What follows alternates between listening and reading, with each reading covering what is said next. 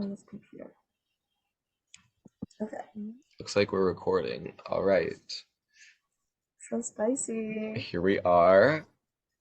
Hypnotic Season 1 cast assessment. This is so awkward. We gotta spice this up. Hey, it's only Okay. Season 1. Our It is budget is low. Yeah, no, like this. I think this is my first cast assessment like ever. Hi For a guys, game. welcome to the Big Brother Hypnotic Cast Assessment. I Thank am your host Zach here. Thank you very much. And today we're Zach. going to talk about our lovely cast. I'm actually joined by all my pro team. This is actually shocking. Two of them are actually in the same room, which is great. So I guess we're just gonna go in alphabetical order and talk about people who we think is gonna do good, not so good, and anything funny that they might do. Yay. Anything funny they might. And so just to clarify for those watching this afterwards, everyone in our cast was asked to compete in the first head of household competition, the Big Brother Simulator, before the season has started. So everyone has competed, but the season has not officially started yet. So we know how everyone has performed in that competition, and that is all. And that competition gave a lot of insight to how people play the game. And also, we already know our first HOH. And we will We'll get to that. We'll get to that. But I also want to preface that although given scenarios and them picking the option, some people performing better in the comp may be more indicative of them having better instincts within the confinements of that competition. That's not the defining factor as to whether or not they're going to be well assessed here or if they're going to do particularly well.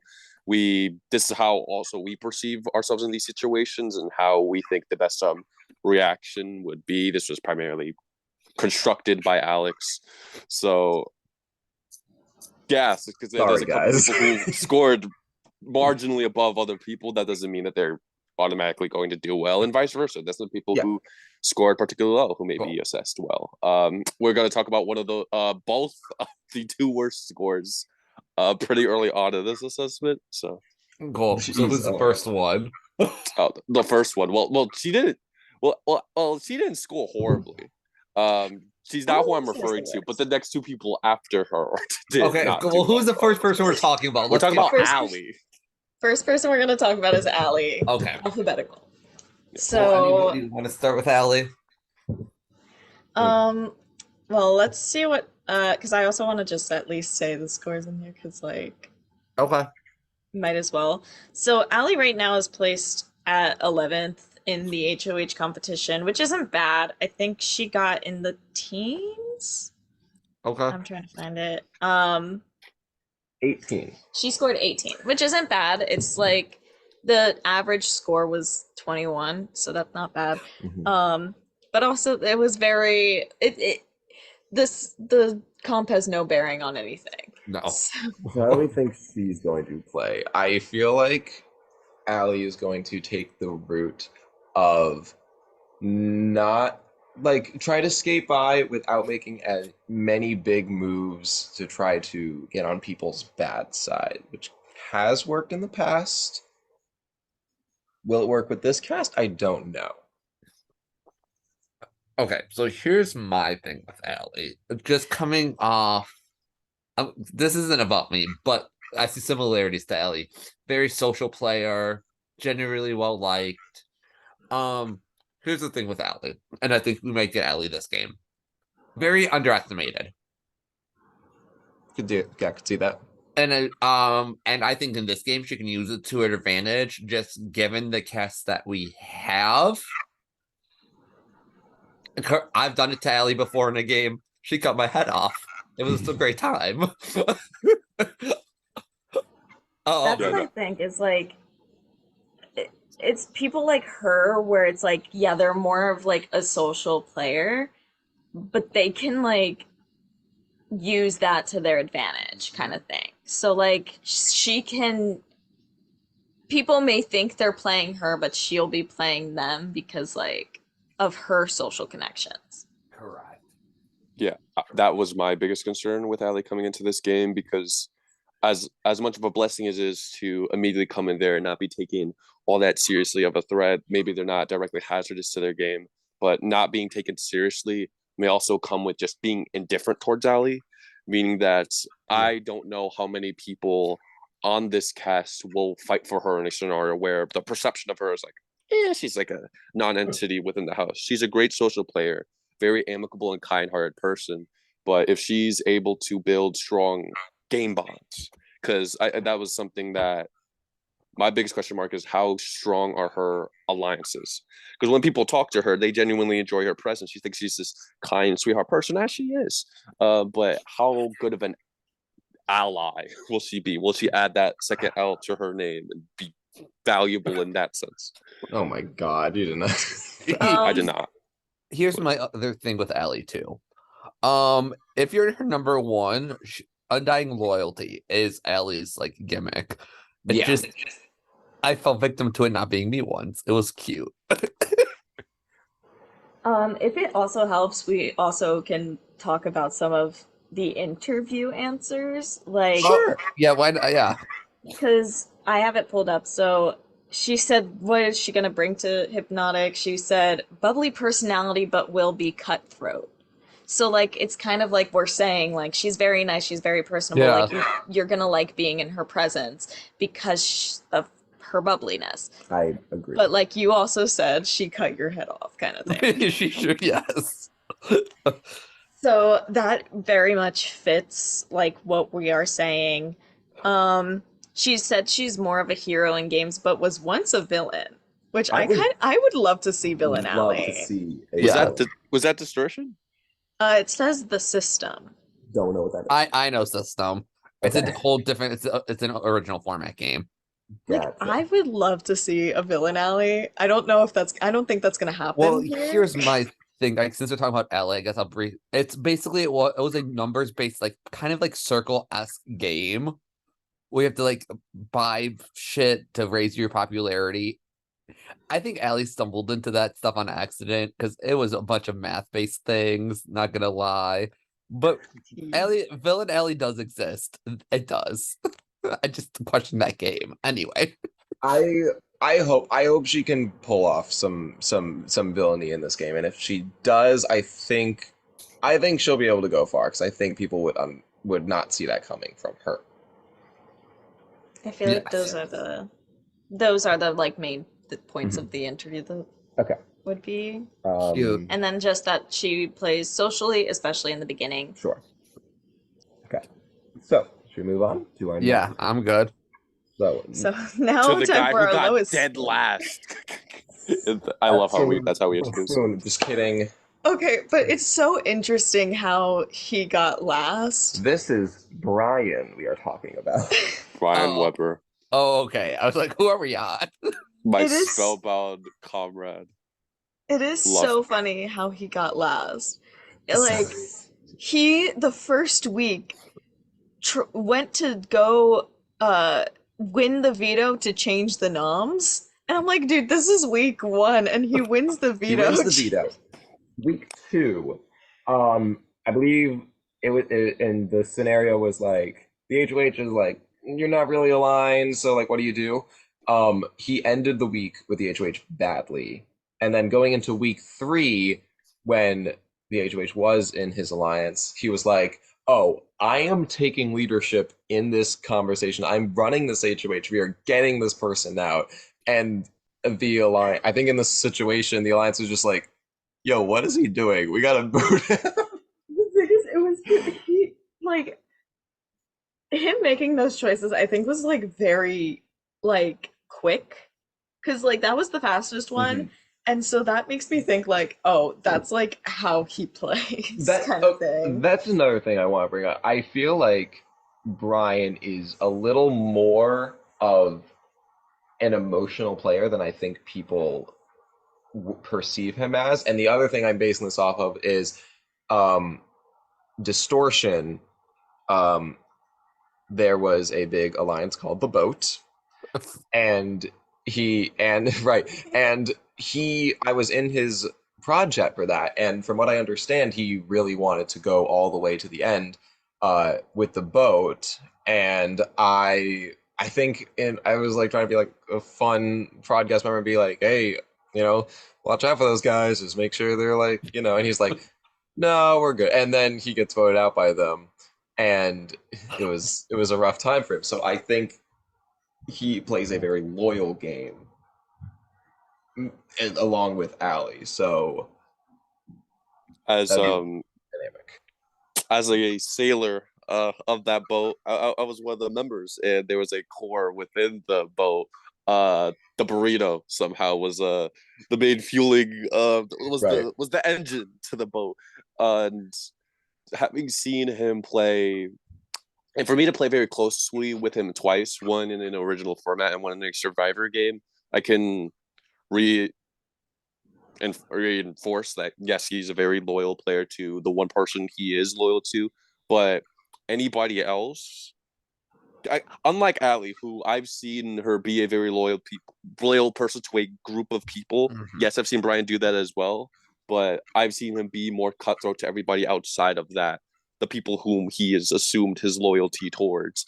I think with Brian comes a very, and I've hosted him once, along with Allie, both actually played the same game and got out very early. I think they were second and third boot respectively because of inactivity. But Brian's strategic mind is very underrated. The first game I played with him, I'm like, there's no chance he wins if he gets to the end. And then after the season ends, like in retrospect, I'm like, he was playing everybody, throwing hinky votes left and right, positioning himself perfectly, being blunt and honest when he needed to be, portraying votes as this being the reason with actually other agendas on top of that. If he finds his burrito, I guess, less so the boat, because yes, he does get betrayed after I not only had gotten sent home at that point, so he was betrayed by particularly one member of the one member of the boat aligning with the outsiders of that group. So if he finds himself in that burrito and plays a bit more docile than he did in the simulator, I think he's going to go really far. I think people are sleeping on Brian, and Yeah. I'm sick of it. I'm hoping for loyal but not too loyal, and if that's the main thing, loyal but not too loyal, because I think if that happens, then everything else I hope comes to him will happen, which would be him being the person behind some of the more strategic big moves in this season. I feel like he would be a big deliverer of that, and I'm hoping he does well. He seems very entertaining. I don't know Yes. Brian as well as like everyone else, but just from one, the interview, like the questions from that, and then two, like the comp we just ran, it was just a really fun time. And I really hope he does get really far. However, I have seen in games, like you played BB Disney with him? I played BB Disney with him. He was like a very early boot due to inactivity. Not really. It was No? more of just some people wanting him out from the get-go, I think because of past game reasons. So hopefully none of that happens Yeah. this time. Zach. I has no comments. Just question quick, was he sober for either the simulator or the interview? I think we can ask him that later. Noted. Cool. Um, I've met up with Brian in person. Lovely person. And yeah, I don't know. Is he good at comps? I think sometimes. I honestly don't know. that can be a segue into the interview parts. So for like socially, strategically, physically, he goes, not physically, lucky to win one comp, like to think about strategy, but hard to convince others, would say none of the above if possible. No. Well, he's self-aware, and we stand as self-aware king. That is what he said he would bring to Hypnotic. He said he'd bring fun energy, won't leave without a fight, and self-awareness. We love self-awareness. And then, for the hero villain says, depends who you ask. Would say anti-hero, looking out for self, but would shank people if needed. Well, okay. I feel like there were a good number of people in the interviews that would like, yeah, I would I would cut allies if I need to. Oh, Again, assuming he doesn't get too attached to people, I feel like Ryan's like one of the main people that would actually deliver on that. yes. Okay, I'm excited to watch him play. So yeah, I'm really excited. Okay, should we move on to our next player? Yes. Unless there's anything else to say. I think Um, good on. moving on. Moving on to Gabby, who I don't know much about Gabby, so I'm gonna leave it to you three. Well, I also don't know that much about Gabby, but I from the interview, like a lovely person. So yeah. nice. Although she gave like of the people that ended up on the cast, she was one of the more she was one of the quicker interviews. Um, although to be fair, I do love to talk. Her answers were very concise. So I don't know if that's indicative of how she'll be communicating with people in the game, and maybe that's the only concern that I have. Maybe she won't be able to engage in conversations with people to the point where people feel really good about her. I think she's a really nice person. I was not there for her simulator, but she did not score that well. She was the second lowest score, as a matter of fact. Yeah. So I said someone who doesn't know her, and all I can go off of is the interviews and the content of the interview. There's, again, like I said, there's not much I can comment on. Well, I know Gabby through a friend of mine that primarily focuses on Facebook orgs, and I believe Gabby is the same way. So thinking about that, I haven't played a lot of really Facebook orgs myself, so I don't know the huge differences between those. But I feel like if there's one big difference, it's that Skype orgs, which of course is a Skype org, focus more on calls and actually calling people and talking to them. So I wonder if Gabby maybe won't be accustomed to like calling people and getting to know them rather than just, texting out over Messenger. So hopefully that doesn't hold her back. Yeah, that's something that definitely worries me too, because from the prod perspective, it was hard getting in touch with her Mhm. because she is more focused in on Facebook. However, she seems like a very lovely person. I was not there for her interview, so I didn't get to know her from that.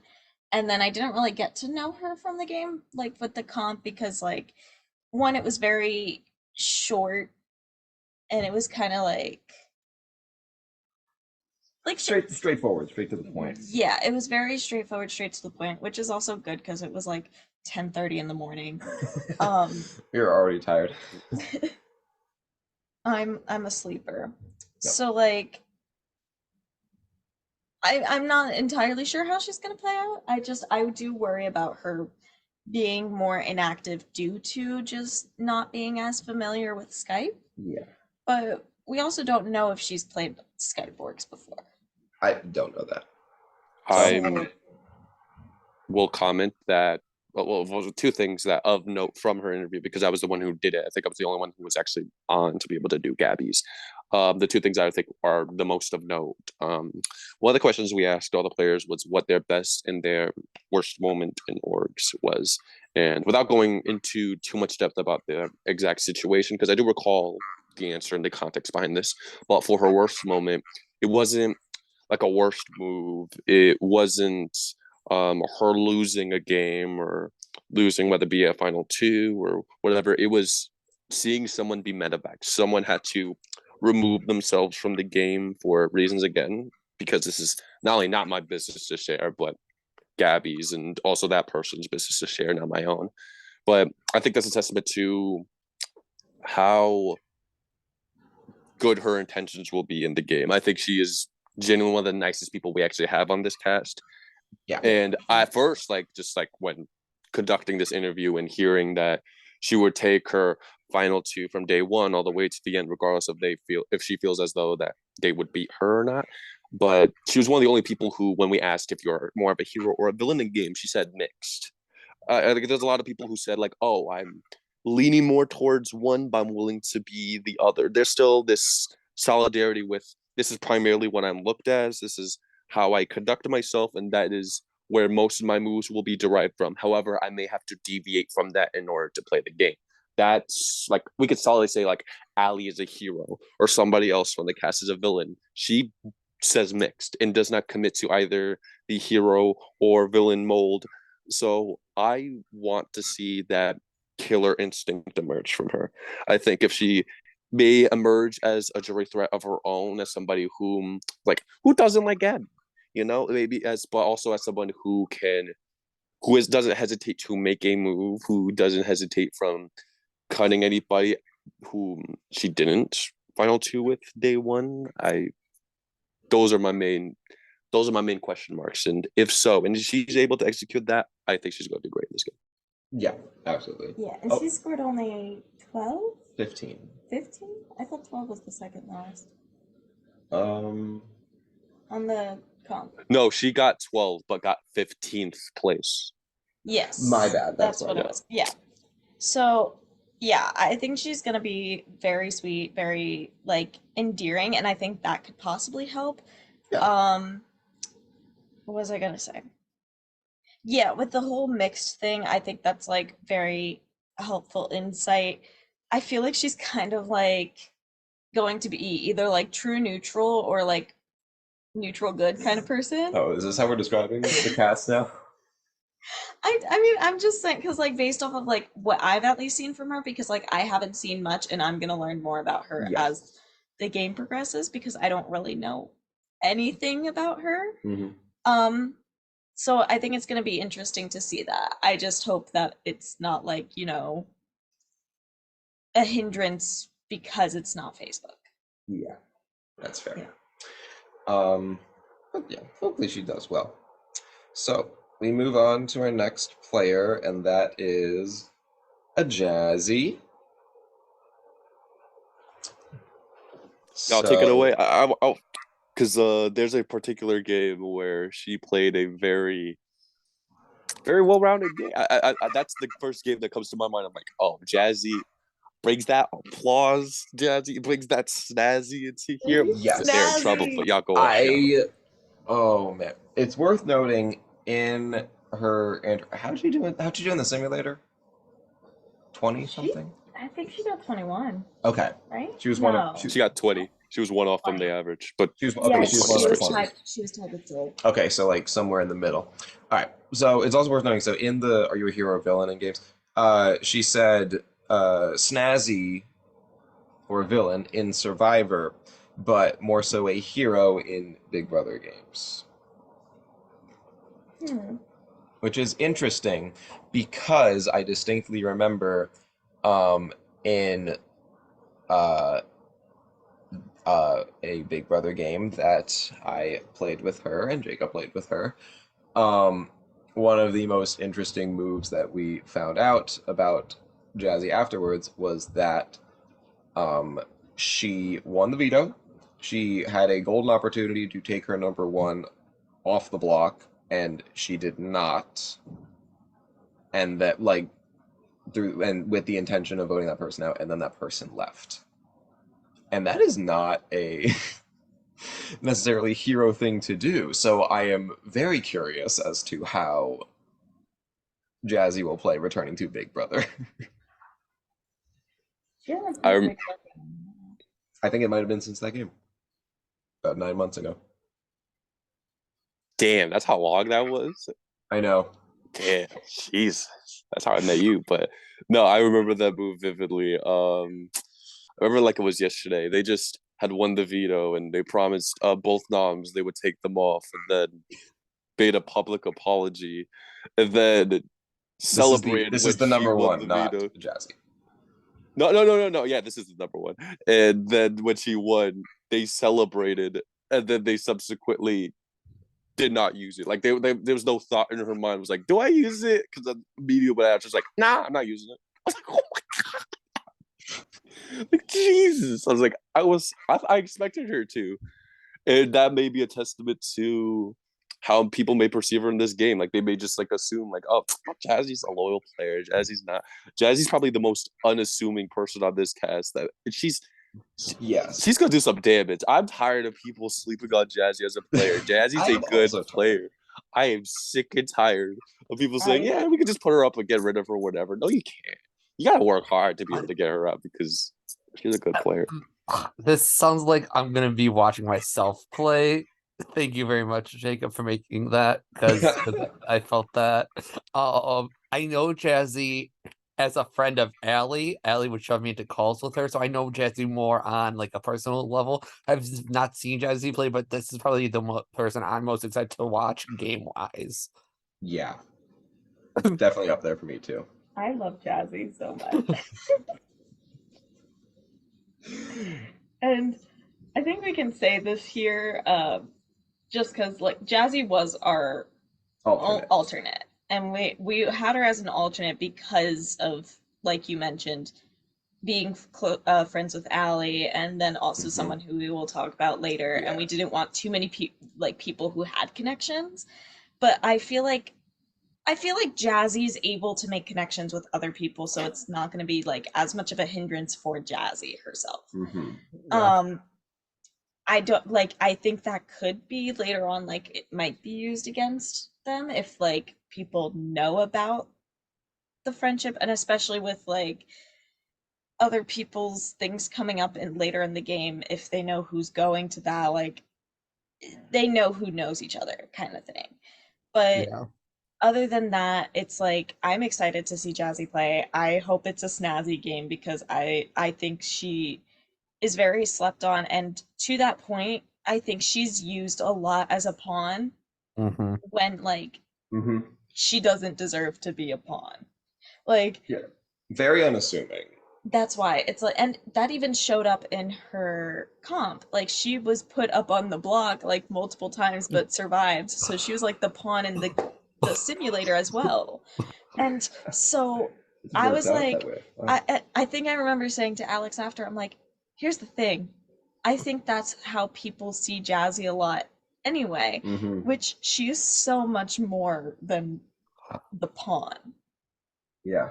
And I just want people to see that, and I hope she comes out with it. We need to stop. We need to stop talking about the simulator being real. We don't need to get into why, but we need to stop. Thank you. The simulator is very real. I don't know what you're talking actually about. happened, but no, like to comment on that thing with Allie, I've hosted the both of them once before, and they literally were on the block week 2. That game that I mentioned earlier that Allie and Brian got early out on, Allie and Jazzy were the final noms, and Jazzy won out. Granted, it was close. It was a 7-5 vote, but Jazzy won that battle and made it sizably further. I think she got like 9th, 8th place in that game. And without Allie there, she was able to go much further because she was viewed as Jazzy, not a package deal with Allie, and which was a big reason why she was nominated the second week. She was a renom. She wasn't even an initial nom at that point. Yeah. So that, and even in the game in which that game that me, Alex, and Jazzy definitely were a part of, that's how, to be honest, that's how I perceived her. Like I was worried that people would consistently put her up, and everybody that would like blow her off was like, we can get rid of her later. My argument for why she should get out was because that if this argument persists and that becomes the reputation she has in the house, and she'll become the constant pawn and nobody will go home over. Like once you're put up on the block against Jazzy, you go.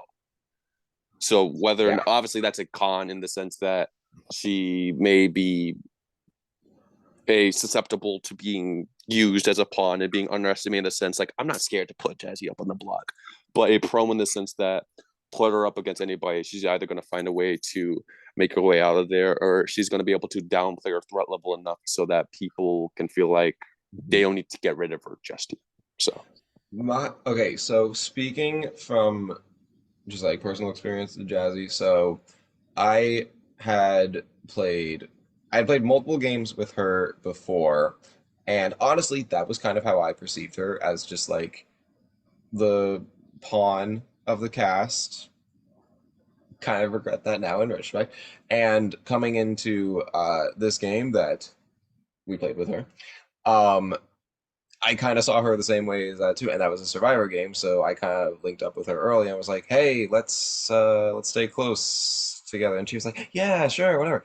And there was one point in the game where she came to me and said, "Hey, this other person is talking about targeting you," and then I kind of fell for it hook, line, and sinker, and I was like, "Okay, so then this person needs to get out." And that person went out, but then a little bit after the game, I come to realize like that didn't really happen, or that didn't really happen as Jazzy had described it. So Jazzy, did kind of play me in order to make that happen, and I feel like that just speaks to how much people won't really see any moves that she might make coming because people will underestimate her. Oh yeah, and she kind of also cut your throat in that game too. She did. Yeah. 'Cause I remember like because I was trying to cut your throat in that, and then I found like she tells me about it a little bit later, and I'm just like, I was trying to do that.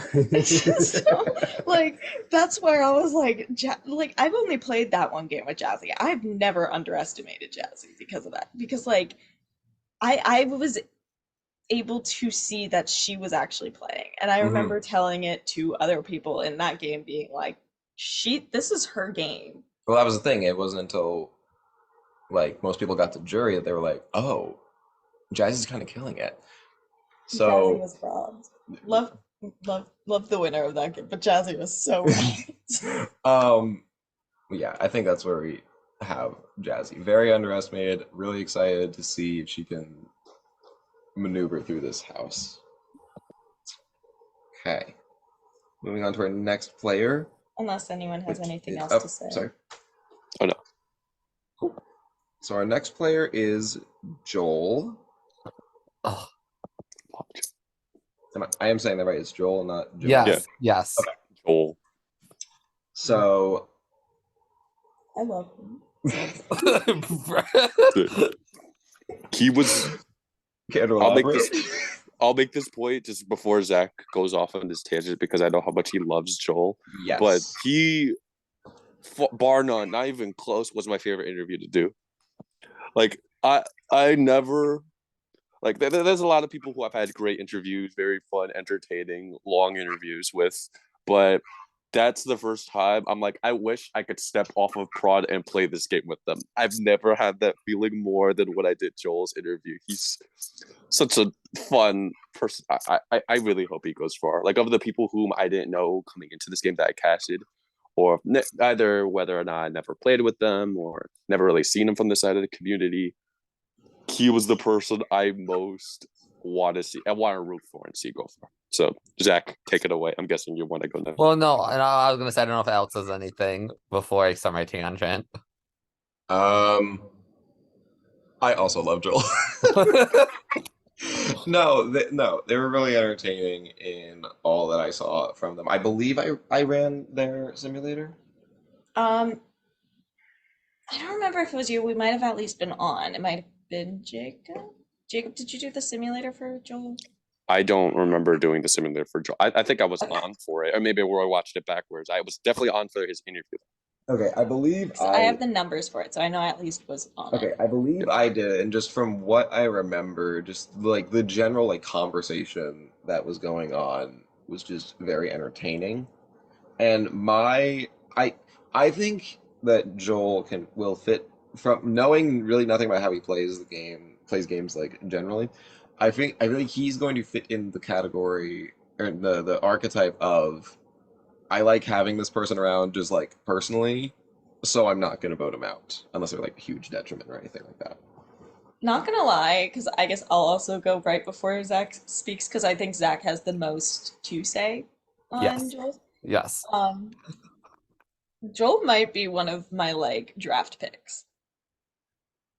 Because I can see Joel, because of how much we love him, or like at least how we're all saying, like I think it's going to be very interesting to see. And I was just looking through his interview answers again, and it's like, what can you bring to Hypnotic? And it says, I'm not connected to the community like that anymore. I haven't been around in a while, and every game I've played differently with different people. I give it my all because I don't play every game. So like I think Yes. it's going to be interesting to see him work into this cast because like he hasn't played in a while, No, has he? no. So And but like it's funny that you say that because I'm looking at the people who he does know, and it's gonna be interesting. yeah, so like and I'm just I think I was there for the interview if because like as I'm looking through I'm like I remember some of these answers like and I remember the two truths and a lie part. So like I was like yeah, I was there at least for a little bit. And then I just remember like he's very personable. I think he's going to be strategic. I think they're going to be able to win a lot of comps. I don't know why. I just have that like I can see it vibe from happening. him. Mm. But I just I loved his personality and I loved watching the comp as well. Um, I think I think I think Joel's great. That's all. That's basically So, so as you said, he doesn't know a lot of people in the cast. However, he knows Keaton, so that's gonna be fun to watch. We'll He talk about knows it later. Keaton, obviously Allie.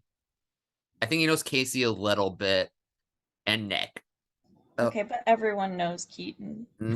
Uh, actually, low key, he does know. I want to say he knows just as much of the cast as like other people. I'll say, Okay. but Okay. it's been a while since he's played with them. There's just still fresh faces as well, too. Sure. So I've known Joel since like he was 17 and in high school. So I've known pre-jury Joel. I've known Joel when he won his first Big Brother game. Yes, Joel has won Double Crossed one when it was a Big Brother game. Joel consistently makes finales. I've seen him in at least 3 different Survivor finales, I want to say off the top of my head. Joel, yeah, very well liked person. But for me, what grabs it's just the journey I've seen Joel been on, and his ability to just adapt to things is impeccable. He can deal things like people throwing random hinky shits like a person in our cast will do. In fact, I'm working on their graphic right now. They are staring me in the face. But yeah, I'm excited, Joel, because like I asked Joel, go, hey, you looking to come back to games? He's like, well, I'm not really sure. And then we get Joel's app. You're like, oh yeah, we got another app. This Joel character. My first reaction, Joel White. Hello. Is this right? Yeah. Like I said, Joel. He's more of he's a low key. He's kind of like a nerdy character, which actually fits in with this cast more so. He does hate the bros. I remember that from the interview because I was also in a bro alliance with him once. That was a Bro. fun. We don't have really those big archetypes, so I think he'll do good socially. But where he really shines is strategic, like the social strategy portion, in my opinion.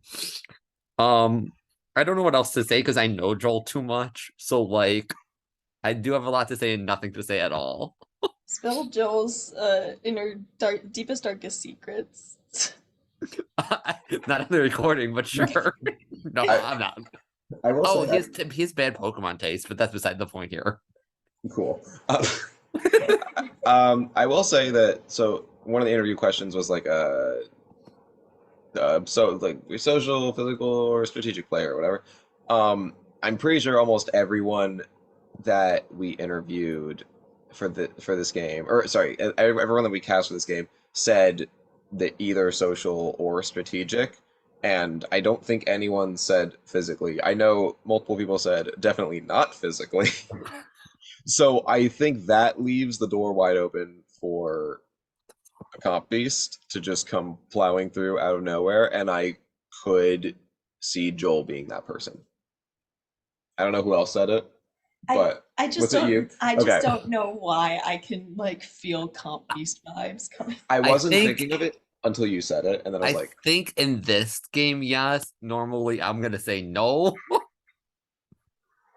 don't know because I think we have a lot of like things you have to think for.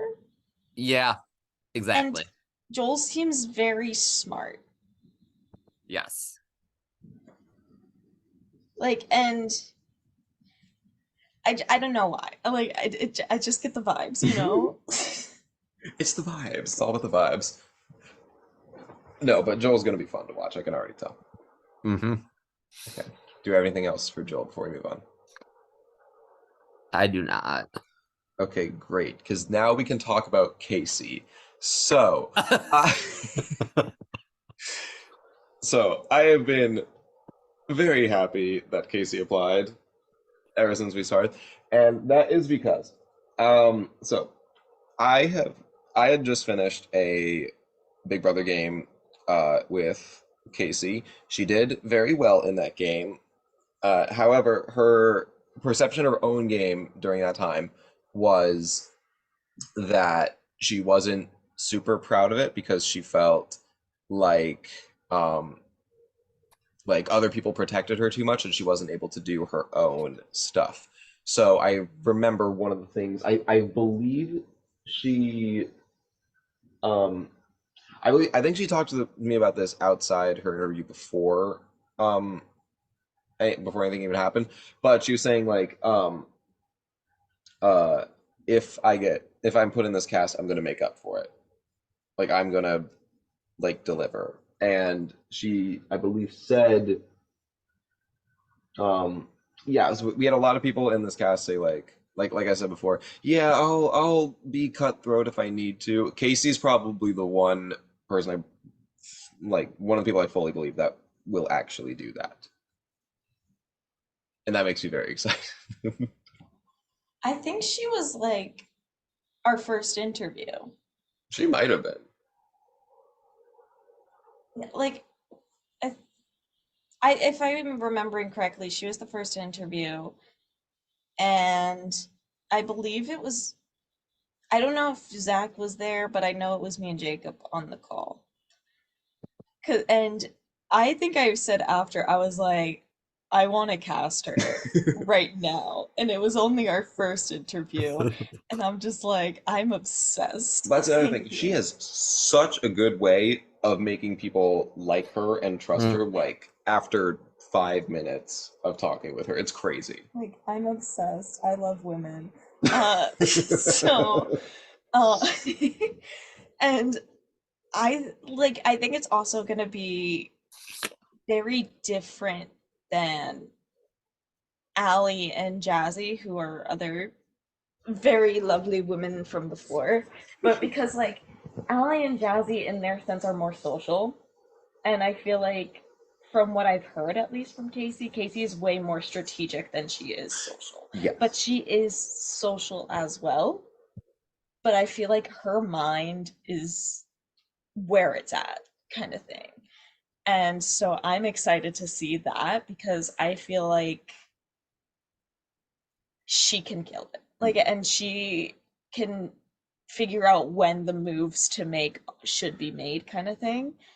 Um, I loved her interview so much. And then we started speaking German after, or like not speaking German, but like talking about German after. But um, I just thought she was so personable. I thought she was giving really good answers to things, and I'm really excited to see her play. My favorite thing about Casey is that her favorite condiment is barbecue sauce because that's the correct answer. Okay. Like no, to my point, I will extend on that a little bit. I just think that she has these like weird little quirky ways of bonding with people Yeah. by saying shit like that. Hello, I fell in love with her. So like, I feel like I feel like this cast is going to be very receptive yes. to that. Overall, Okay. just our cast is kind of quirky, little oddballs. I'm looking at this. Quirky. Yeah. We love quirky oddballs. Quirky. But yeah, no. So the way that Zach Welf is tangent about Joel, I can't like do the same for Casey because I haven't known her since she was 17 in high school and stuff like Sure, that. sure. I don't know her for that long, but I knew her from when she first came into this community. I played EXP both 9 and 10 with her. Oh, well, she was first boot in 10, and then I hosted her Wait, in that game. wait, pause. I didn't realize she was first boot. Yeah, yeah, she was. Yeah, she was in my house. She was the Oh, first one. period. Okay. But she wasn't around that much. So like, it doesn't count. Okay. That doesn't count towards Casey's game. Okay. And the way, because I've seen her. Well, I've played with her and hosted her. I've seen her play very strong strategically, independently. Like, I am the sergeant, I am the lieutenant, I am the one leading my army into battle. I need to pick and choose who are going to be my numbers, who are going to be assets to my game. And she commented in her interview that she has changed her philosophy of the game, her approach to the game, like being less likely to throw competitions and actually wanting to gun for them, like that, like so those things, for example, and just strategically how she understands how social goes hand in hand with that strategy. And then in that game, I can't say many good things about it naturally, but one of the good things I can say was her navigation towards the majority alliance in that game, how she was able to successfully, unlike the winner who was very transparent in what the hell they were doing, she was very discreet in her being able to play the middle and still placate and be favorable to everybody, for people to pick them as like their priority for like their house guest choice. Like, that's the one person, like, I think she'll use it on me. I feel really good with Casey, which is a testament to her social ability as well. I've seen her play both very strongly by herself and being a very huge contributor to the success of a majority alliance. So in a group sense, and she's one of the people who I have the most confidence will do good this season. Like, there's a couple of people who I said I could see them making it for. I hope they make it for, whether it be because I don't know them or I like them as a person, but still have some question marks about their game. If she doesn't at least get 6th, I'm gonna be shocked. Like, if she doesn't at least make it to the point where everybody plays on veto, I would be so shocked. Like, she'll have to like do something inhumane in order to not make it that far. Like, she is such a good player. I could see her getting 6th because that's also the pretty person spot. It's like where the robbed people go. Saying as someone who has gotten a lot of 6th places in my org history, but 3 of my favorite things from her interview. One that I think this was Jacob's doing though. On her DNP is Paul Blart Malcolm. Also, I like what she said that she's allergic to music video comps. Um, because Same. because I'm a person who says like I hate like or stuff that's like that in interviews. Like I think in one interview I did, I'm like, yeah, I'm a slut for scavenger hunts, and I'm like, I love answers like that. But the answer I really wanted to talk about is what will you bring to Hypnotic that nobody else will? She said, I can turn anything into my favor. I know how to spin a narrative. I can play both sides, and I'm super energetic and fun. I will make sure people are playing the game. As someone who has been on prod, cast is very important. And that's just great. I love that. Oh, Jacob, I don't know if you're trying to say something and you were on mute. No, like I'm like damn, that's that like someone like oh, that was probably the I forgot best answer to that. Yeah, that's probably the best like, answer. oh. No, yeah, knowing how to spin a narrative. I honestly, I think that assuming that like her game doesn't become like extremely messy or anything, which I don't think it will, I feel like if she makes it to final 2, she'll be able to convince most people to vote for her, even if they were on the fence, just because she's that good at talking to people. She's that good at conveying her thoughts to people. Yeah. Yeah, that's gonna be fun. All right. Do we have anything else for Casey? Okay, so we move on to Keaton. Okay. Oh Lord. There goes our budget. What? I said there goes our budget, season 1. We just spent it all only just to get Keaton.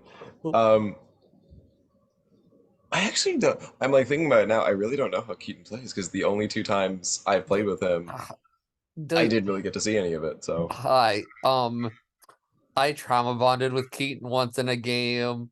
I still ended up flushing his idol, but no, but it was a Big Brother format nonetheless. I've also played with Board Keaton. Um, are we gonna get normal Keaton or Board Keaton? I just You don't don't. want to get bored. Oh, on prod, you want to get bored. Oh, Keaton trust is me, what I'm you're playing. aware. You don't want bored Keaton I because just Keaton is bored. Keaton has a weird knack for bonding with people socially as well. I wouldn't expect that out of Keaton. That's just me. Just a few times I played with him.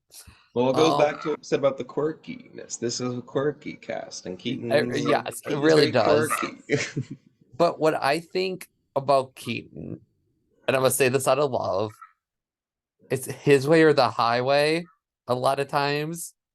And sometimes that doesn't work out the best for him. And he thinks, like, I don't know, he can just, if it's not his way, it's not correct gameplay sometimes, in my experience with Keaton. Now, is it correct gameplay sometimes? Yes. And the cast is idiots. Yes. I speak because I was on a cast of idiots anyway. Like I've had a little bit different experience playing with Keaton, but like for me, I just don't know what Keaton we're gonna get, and does Keaton himself? Probably not. yeah, like they are very unpredictable in Yes. games. It's like it's so hard to be like he is going to play this way because it's like a mystery grab bag. Hmm. I have no idea how Keaton's gonna play because the one game I actually did play with Keaton, like where wasn't out pre-jury and I never got to play with him, but like in the one game I did, uh I feel like we bonded really quick and I was like I was really drawn to wanting to work with them, but also no one wanted to work with me that game, which is really fun. But that's besides the point. That game never happened. So then like Keaton is willing to give people a chance in games too. Hmm. Because I remember in that game, I was so low in that aspect, and I was like, I want to do something. And that's when Keaton finally broke up that like huge alliance that was in the game and was like going to go far, which was going to be super boring and predictable. And Like I said, bored Keaton. I feel like we went through a lot that game. And so it's like I didn't even think it was bored Keaton. It was like a lot with like what was happening. And Sure. as Yeah. much as people I feel like view Keaton as a villain in games, he's No. really the hero. Oh, correct. 100%. I agree with that. I think because if something is wrong in a game, he's gonna fight for the right aspect of it. Yes. Yeah. I can't see. I can't see with this cast like too many people playing. I guess the wrong way Yeah. in that sense. But if it does happen, it is kind of nice to know that Keaton would be one of the members of the cast. I feel like there would be a couple members of the cast that would do this, but Keaton would be one of them that would be like, "Hey, this is not how this should be happening, so I'm going to do everything in my power to change that." And we love people that will go against the grain in these games. And Keaton will definitely go against the grain if he needs to. Yes, correct. Oh man. Uh, any fun interview questions? He said, I'll be a clown from the beginning to end, and I can say that with confidence. And Like, already from the small conversations we've had in this prod chat, that seems to be holding true. well, no, also, to Zach's point earlier, he did say, "What brings you here to Hypnotic?" He said, "I'm bored." So he's already coming in here bored. So I'm like, oh yeah, we're gonna get bored. Keaton. No, again, another one of my favorite interviews. I'd even finish asking, do you take your closest ally to final two or someone easier to be? Because granted, I do talk a lot, so I think I gave away the question too. But like, he didn't even finish the question before he said, "Oh, I'm taking the closest ally." Like they're making things happen. They operate to make things work together. I've Yeah. hosted and played him. Um, just the way that he perceives the game, and he is watching this knowing I'm going to bring this up. Like, there's one game that we play together. It's still to this day the single best conversation. Like, just I got chills. Like just hearing this guy talk. Like, it's like we're gonna we it failed. Like, it didn't work. Like, we didn't succeed after this conversation. But I'm like, he immediately became my number one in that game. Like, after that conversation, I just felt so good. Like, talking to him strategically.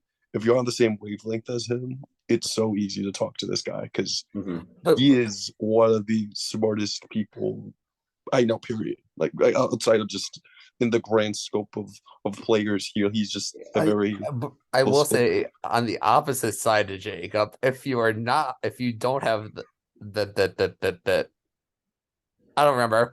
All I know is I had the opposite experience and it was scary. Keaton can be scary, but in a good way sometimes, and it keeps the game interesting. It's great TV. He is great TV. Yeah, Yes. I will be honest, I did tune out for a little bit of that because my mom started messaging me about my flight in 2 days. But the parts that I did catch, I fully agree with. Like the whole Keaton is I feel like we have a few of like really smart people on this cast. And we are also gonna get to a few others where I'm like, I wish I could think like them. They'll if be that able to makes figure the sense. game out. Yeah. So, It's gonna be but I exciting. fully agree with the whole smart. And like we said, with like there'll be a lot of social players. For some of the people we talked about earlier, and some people we'll talk about later. I think Keaton, in his strategic mind, will be a nice offset to that. He might be the one to be like, "Oh, these people are working together. Time to get rid of that." Like, Keaton is probably the most polarizing person on the cast in the sense that it can go one of two ways. It will fail spectacularly, or he will do amazing. I see no like middle ground with him. Like, he's either going to play a really strong game, make it super far, be a threat to win the game, or he's gonna be taken out early because it's Keaton. I've Pre-jury worked or with him top four. being successful. And speaking of top four, in that game that I hosted of him, that's what he got. He got fourth place. There you And go. I still thoroughly believe he played the strongest game that season. And maybe just other than one particular person, I think he played the strongest game across all the games that I've played. Like both Big Brother and Survivor, like he was on top of it. I was so devastated when he lost. I was like, "Ugh." That would have Right. been an incredible story, an incredible win. But maybe this is the Big Brother game. He got fourth that game, and maybe this is the game in which I'll be able to have that happen. But it's that weird dichotomy, like, because Keaton is very well known for his antics and for his chaos. So if he's coming in here with that reputation, people may just not want anything to do with it, whether or not what he's saying that will be advantageous to your game is true. So Yeah. have high hopes, have a lot of faith in him, but I can see him going early because he is that good. Yeah, Yeah. but hopefully not. Um. Anything else? Well, we did, or you did his comp that this The afternoon, simulator, yeah. and he was, I think, the only person who openly was like, "This is a comp." Yeah, beforehand. Like- The general, like, because the way we framed it was like, hey, we're just gonna hop on a call, like, do some like preseason, like, make sure everything's in order.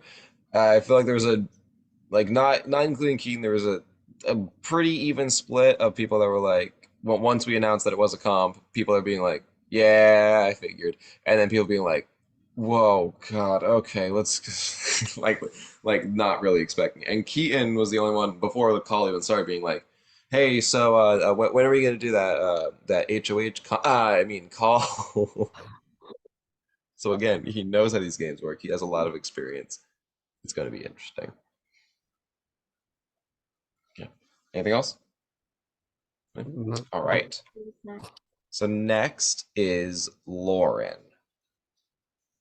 You probably know more about Lauren. I've only seen from the comp, and she didn't get too far in the comp, Mm-hmm. but she did win comps. So I know Lauren from a game that we played previously. I was not in that game for long because she was part of a majority alliance that ended up getting me out. We talked a little bit. I did really like her personality in the game, and I wanted to work more with her before I ended up getting out. And even in her interview, um, she admitted this in herself. When asked what we bring to Hypnotic, she described herself as very bubbly and giggly. Uh, are you So reading are you reading the right file? Because that sounds very similar to somebody else we've previously talked about. I was going to mention that because that seems like um another player on our cast, which I'm sure the cast can already tell who we're talking about. Um, but the other interesting thing is that a lot of times in her interview, uh, she has very small hints of um not willing to take people's BS, wanting to make moves. She like her least favorite player to play is cocky and arrogant people who think they're running the game. Oh, She says that nobody's going to see her coming and she's not going to be afraid to make big moves. And in her best moment in org, she talked about a time where she got a super idol because a closest ally did something in the game to grant her that. I don't think the ally had the idol. And then similar to how we talked about with Jazzy, she could have used that. She could have used that idol on that ally, but she didn't, and that ally still would have voted for her to win the game anyway. So I think I'm getting guys. She's going to be a very interesting social player, and if she's able to bring out that strategic mindset that she's describing in her interview, I think she's going to be very well situated in this cast. I think with a lot of the people whom, when like I first was there for, because I think I did the interview. I know I was definitely at least there for it. I don't know if I personally conducted it or not, but there's like this archetype, this type of player who plays like that under the radar, that sociable. I want people to like me, but she's the only one of those people that like we interviewed that really harped on the strategic elements of that there are strategic reasons as to why I play the way that I do. For me, I feel like for those other people, it's more less so strategic purposes, more so this is just who I am as a person. And Mhm. it so happens to have game ramifications or game consequences as a result. I can still play um, to who I am as a person, but Lauren really harped on how advantageous, how beneficial it is to play this type of game. And she also focused on like that dichotomy of the hero and villain. Like she says she never gets to the end as the hero, but she only gets second as the villain. So I'm also curious to see what type of game she chooses to play because Yeah. I think that we can, how do I explain it? Like she's probably the person I'm most curious and most interested in seeing how she plays the game because I see a lot of people like her in these games. These are people who I very often align myself with. This person will never cut me. I'm gonna be loyal to them. We're gonna reciprocate that, and we're gonna run all the way to the end.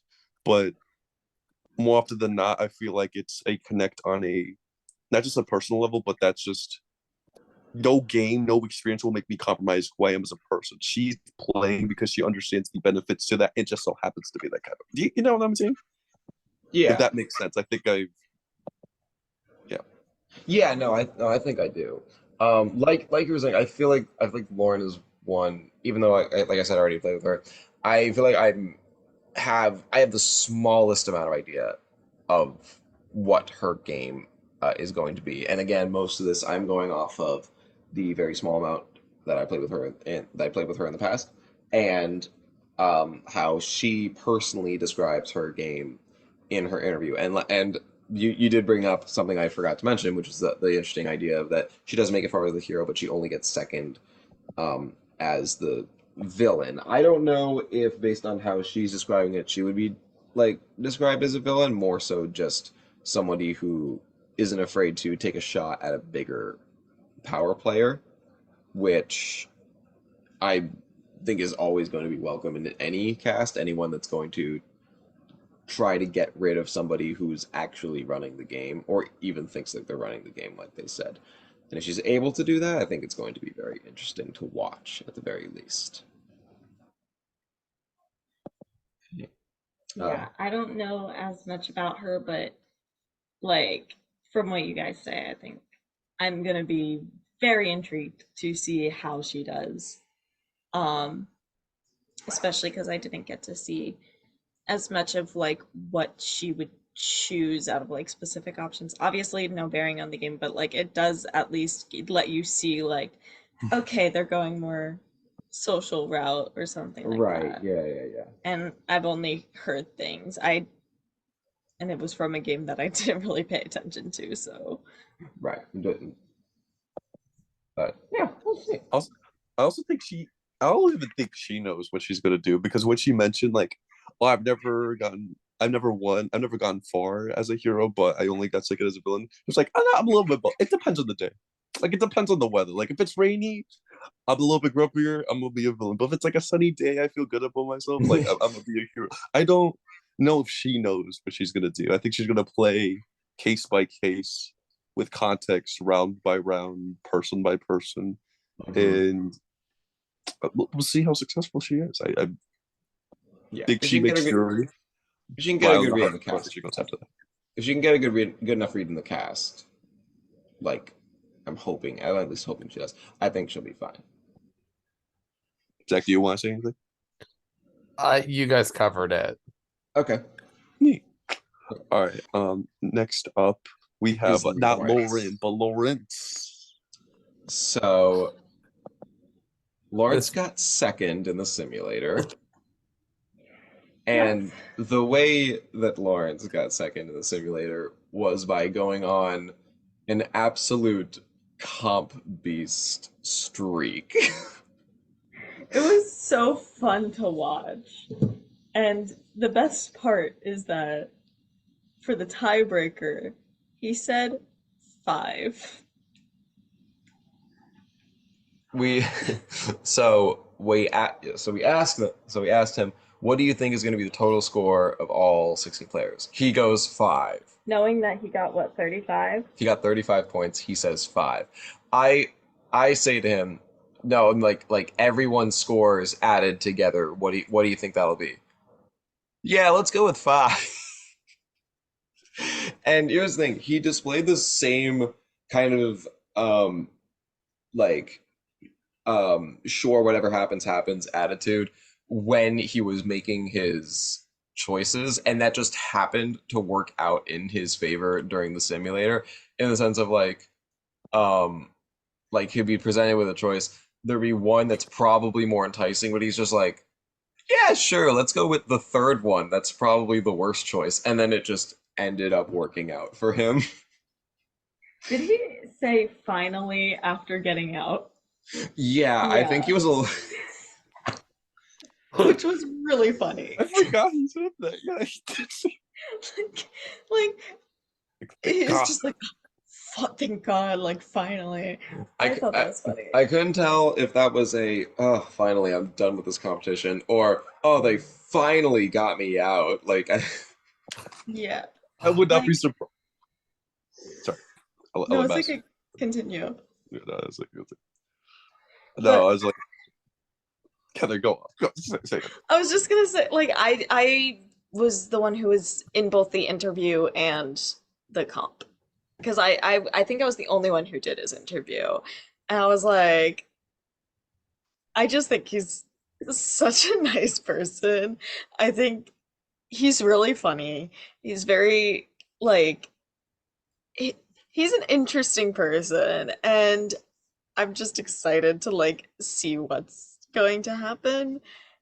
If like I hate to compare people, but like I've played with someone who I think is very much like Lawrence before, and it was very entertaining. We love good TV, like we said. And I feel like I feel like this was Joel who I described this as, but as the person uh who people want to keep around because they're just a good person and someone they want to play the game with. I feel like Lawrence could fit into that archetype pretty well. And I feel like if he's able to surround himself with people that will have his back in the game, then he could be the person in that group to say, hey, what if we did this really weird scenario? And then once everyone else in the alliance start in that group of people start thinking about it, they might be like, you know what, that could actually work. And then if it does pull it off, he would have that under his belt. However, if he can't do that, I can see him being early boot. Yeah. It's I've it's all going to depend on how he is able to interact with other people and how he's able to fit himself into the hierarchy of the house. We have interrupted Jacob too much. Jacob has been Oh God. I was just gonna say, like, Zach, if you have anything you would like to say about Zach, because I know you play Distortion with him. And I did I not get know to him as interact the with Party the. in USA guy, but I don't. That's I not didn't. all he is. That's all I know about this man, to be Well, no. honest. Thanks for ruining my segment. Also, you guys did not interrupt Jacob because Jacob talks too much. So you guys go on with your bad stuff. Okay, Anyway, so Zach is actually um, my least favorite human being on the planet. Anyways, I'm gonna interrupt you actually now, but Go. Zach, Lawrence, during the interview, he made it very clear he hates inactives. People who sign up and don't show up, ghosts. They float their way to the end without doing anything. And my favorite quote, and my favorite, probably my favorite answer was, "Do you take your closest ally to the final two or somebody easier to beat?" And he said somebody easier to beat. Like Derek, no, Cody took Derek in BB16 and lost. Dead weight's not winning. Dead weight's not winning. Dead weight's not winning. Like I don't know. Just something it's just about that answer, just the way that he answered some other questions. Like he's one of the only few people who, instead of saying social, he said strategic instead. He's I just this is somebody who I would align with. This is one of the few people who, when I did their interview, like who I didn't know go into this, like I would love to align with this guy. This is number one material for me because this aligns very much with the type of players that I've aligned with before I've gotten into this community, even as I was starting to settle in. Like I hope Lawrence does well, and considering he did get second. He was only 3 points behind the person who actually ends up winning this HOH, and he, in spite of himself, like, cause he kept thinking like, I'm probably gonna lose right now. Like this is probably the worst move in it working out in his benefit.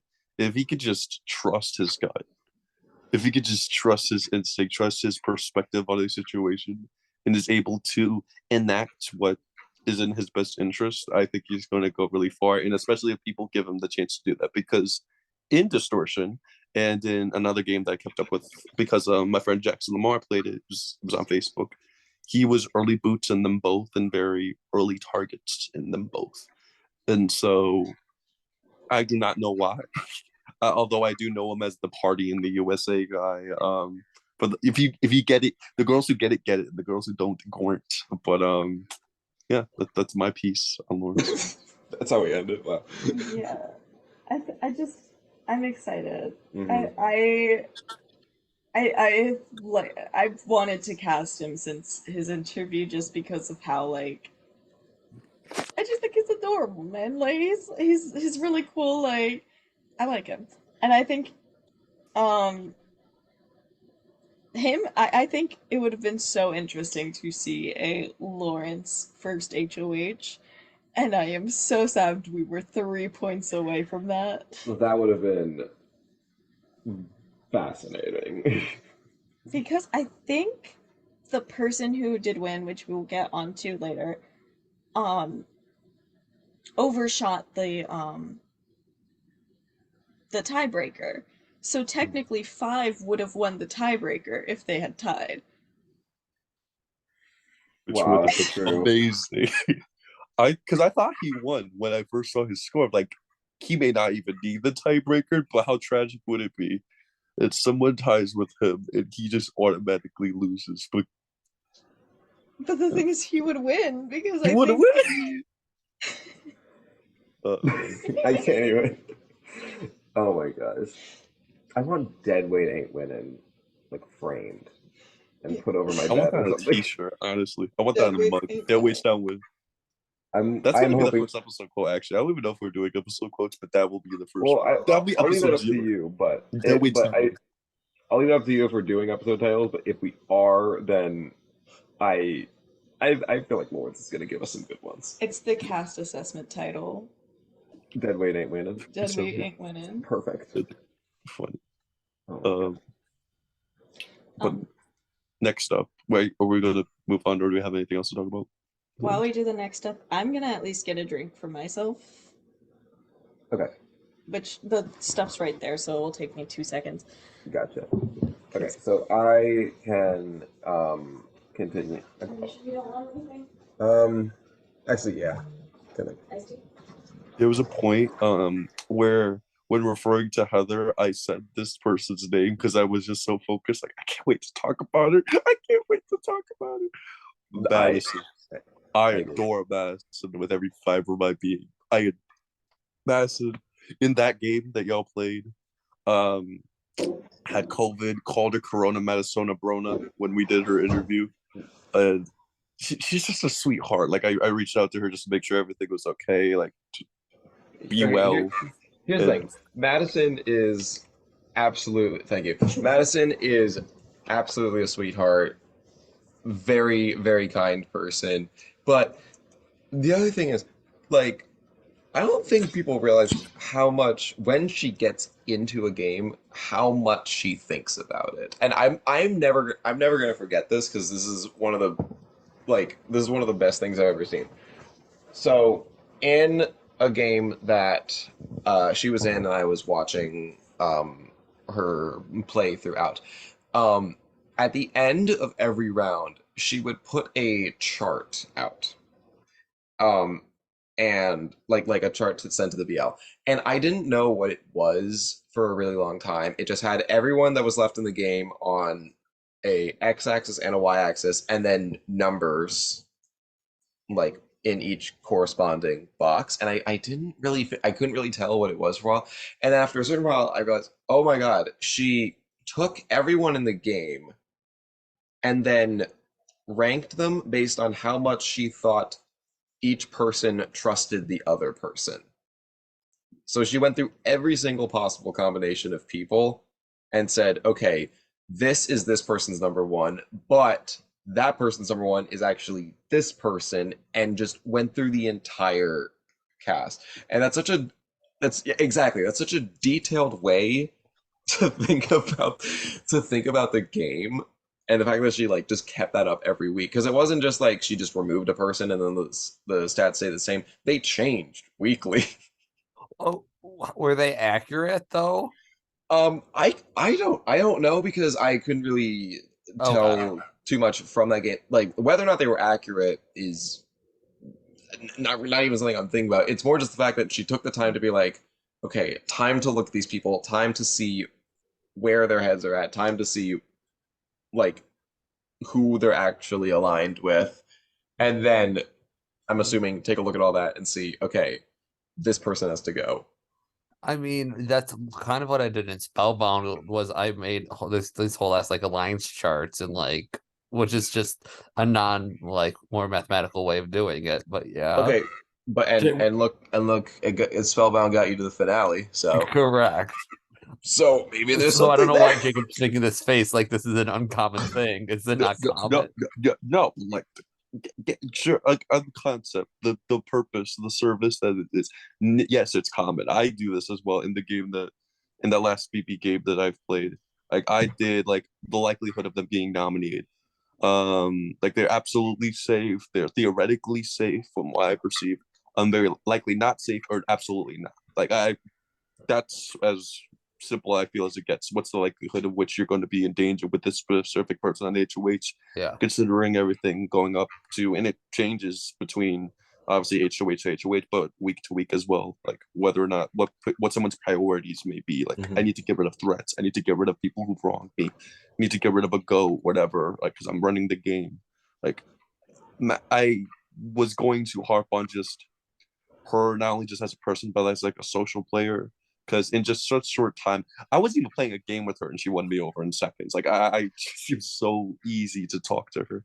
But just hearing about that, she didn't even mention this during the interview. Like or at least I wasn't there for it, so she did. But Madison is one of the people in the cast who I most want to see do well. And though in the one game in which I did meet her, she wasn't the most active. She specifically said, I'm not looking at any other games. This is the only game I'm looking at. This is the only game I'm applying to. And so I'm not worried she will be that. So if she is this determined, she is this analytical of the cast and breaking down like each person's relationship. Like I have to do the math to find out how many combinations are going to be on that graph, because to be that thorough in the early game when there's like 13, 14 people in the game and still like how will Jazzy do with Keaton? How close is Lauren to Lawrence? Like that's ridiculous.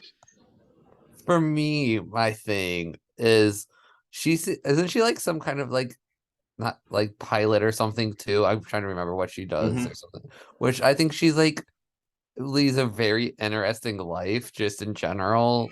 And that goes back to talking about the weird shit this cast is like just this weird ass cast. But also when I got on call with Jacob after, and this was just slightly concerning a little bit, and I got on that call to end the discussion, the debate, if you will, but who is nicer. She goes, "Did I play a game with you ever, Zach?" I'm like, how do you not know? But that's neither here nor there. It's just I just don't know if like when we get to like the memory comps and stuff, if we have them or not. It's just like the awareness is a little iffy for me right now. But like I said, after that, I'm like, I still love this person. I think she was probably the favorite interview, one of my favorite interviews, actually, even though I wasn't there. She's the ones I went back to watch, and just watching her interact with Alex was top tier. Yeah, I went back and watched her stuff and I like fell in love with her. I love women. We've been known. So like the thing is, the only game I have played with Madison, I didn't really get to know her because she wasn't active at all. And I know that's like because she was playing like 7 games at once, or Right. not actually 7. Right. That has been like a and that is thing. That's been a known issue with her. But if she's saying that this is the only one that she's committing to, that's really cool. That is very cool. But she also says that she works like many part-time jobs. Which respect the grind. Respect the grind. I don't know how you would work many part-time jobs and then still have time for an org though. And that's what does worry me. Yeah. But like that's also like not here nor there kind of thing. I could see her being someone that a lot of people would be willing to use a veto on. Really? Yeah, that's my percent. Assuming like we said before that her her life outside the game doesn't, take over and she has the time to make these bonds with people and make them feel comfortable, then I could see her having allies that would, or even not even close allies, just people that would use the veto on her. That's what I am picking up. My projection for her, like, and this is the common person who I always want to find out in my cast, like who's going to be, for anybody who watches Survivor, the Elaine, like the Christian, who's going to be the person that makes it far, but it's impossible to get to the end unless they win out because they're just so damn like. I think that will be either her or Joel. I don't know which one. I don't know who's going to be that person. I'm leaning more towards Madison being that person, because I don't know why. It's just a hunch. Like, I know when I talked to her during that game in which she was inactive, and for good reason, mind you, she was sick. She was sick, but if people see what, because I'm very hyped up for her. She's actually one of the people I see most positively on this cast, in spite of not having seen her play a game. Just based off of just talking to her, how gauged I am in these conversations. I'm worried she won't be able to hide that. Like, there's a couple people here who have this. We specifically described it as uncanny how they're able to talk to people, and so it's in a way where you immediately look at like Keaton's game or Casey as players and not think of them as these great social players and just as these strategists, but they also do have that social ability. I don't think Madison can hide that. And if she's able to downplay herself, if the chart doesn't come out, maybe she'll send it to the announcement chat. I don't know. But like, literally or figuratively, if somebody knows that she is as invested and as analytical and as deep in thought in the game as she is, then as long as she can hide that, I think she's set. But if not, she's cool. Agreed. Have anything else in there? I don't think so. I don't know her as well as all of you do. Sure. And also, like, I wasn't there for her interview or her comp. Okay. So I only have like limited to base like my prior knowledge off of. Sure. So Okay. So then why don't we move on to our next player, who is Marvin? yeah. Okay. So I like Marvin a lot. Personally.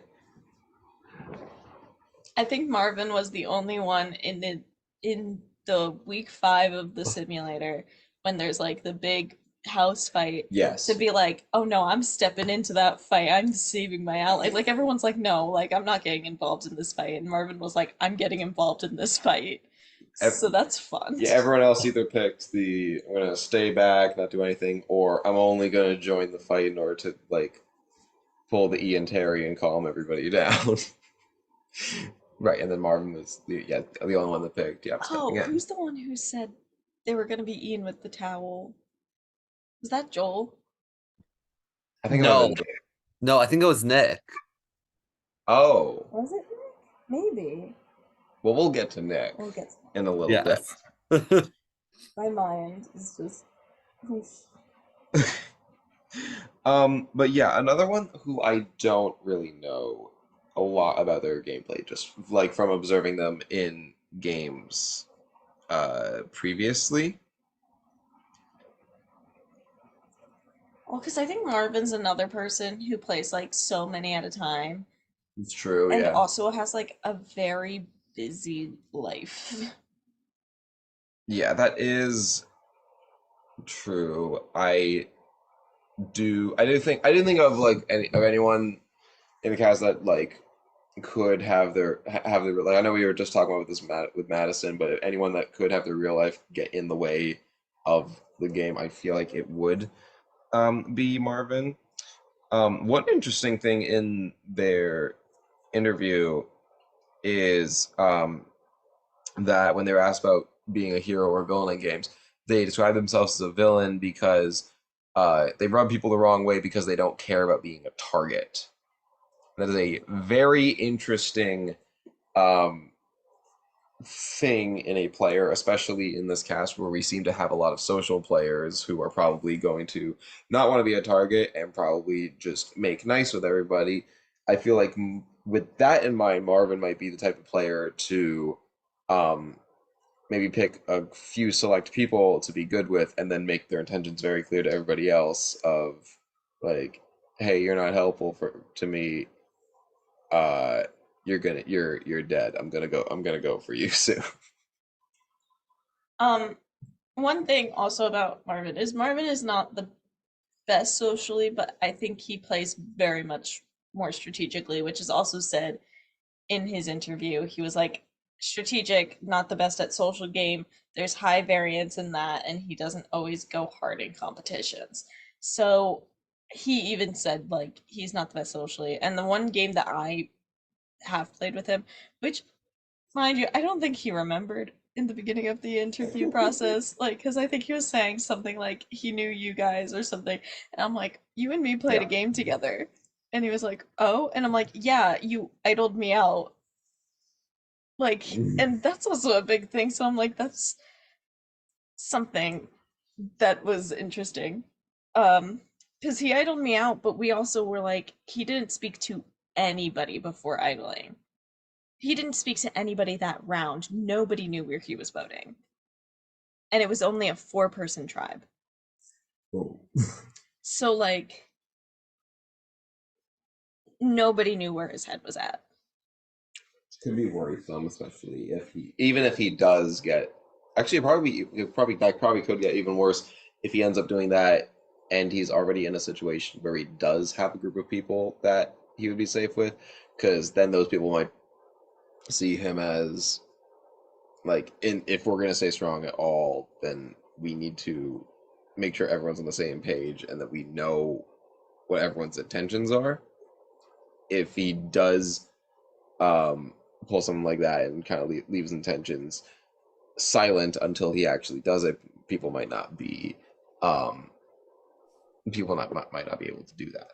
So Yeah, I feel like, in the sense of like a Big Brother player who I can see Marvin being like in that sense.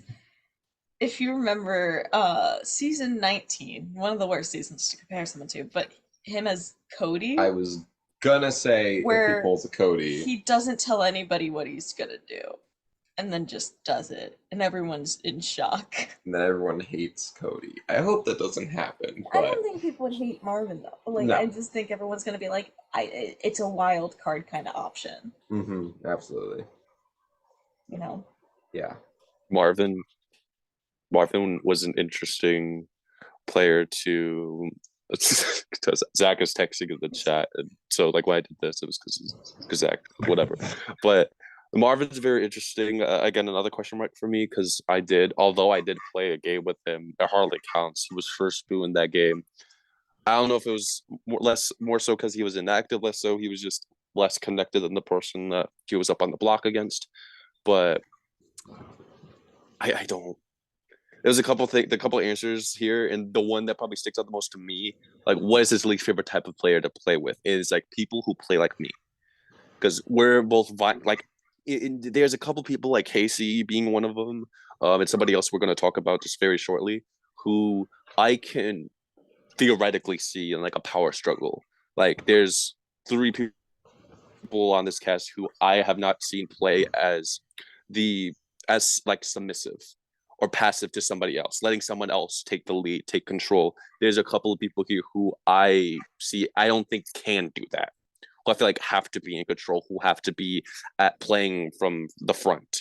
Like not to say that they can't play from behind or can't play from the bottom, but ideally in their strategy, they're the ones calling the shots. I see there potentially being a power struggle with multiple people wanting to be that, wanting to be the puppet master, kind of fighting for control. I see Marvin being one of those people, or in the hypothetical that he is the Cody, he would be the one as the polar opposite to the person who's running the game. Like, because who will be the Paul in that sense? And for him to, and technically Cody was right with what he was saying in the game, unfortunately didn't play socially well enough to which people felt it was beneficial to keep him around. But I have faith in Marvin. I think that with just his answers, he's very intelligent, is very game savvy, in which when he's active and he's able to communicate his ideas, I think he has good ideas. Like him cutting his closest ally, not because the easier beat is just easier to beat, but because he thinks it's easier to distinguish a game from somebody who's he's not as close to, as opposed to a number one ally, which they're fighting for taking ownership or taking credit for moves. And talking about his best moment where he was at the bottom and was able to recover and then makes it to the end with the only 2 people all game who voted him off, like who voted for him to go home. Like that's there's snippets of potential that I see, which I haven't seen realized in the games in which I've spectated of him. All the games I've seen him casted on, he does get out early, except for Ascendance Live, kind of, sort of, like kept up with, like briefly. Like he does make it to jury. He doesn't do like he doesn't go incredibly. I don't know if he got like 9th, 10th. I could be completely off, but roughly around that time span, he ends up getting sent home. So I have faith though. I think he makes it decently far. I project maybe a first, second juror, which is fitting to where he placed, I believe, in Ascendance Live. That's where I see him going. But I can see it. also Cody.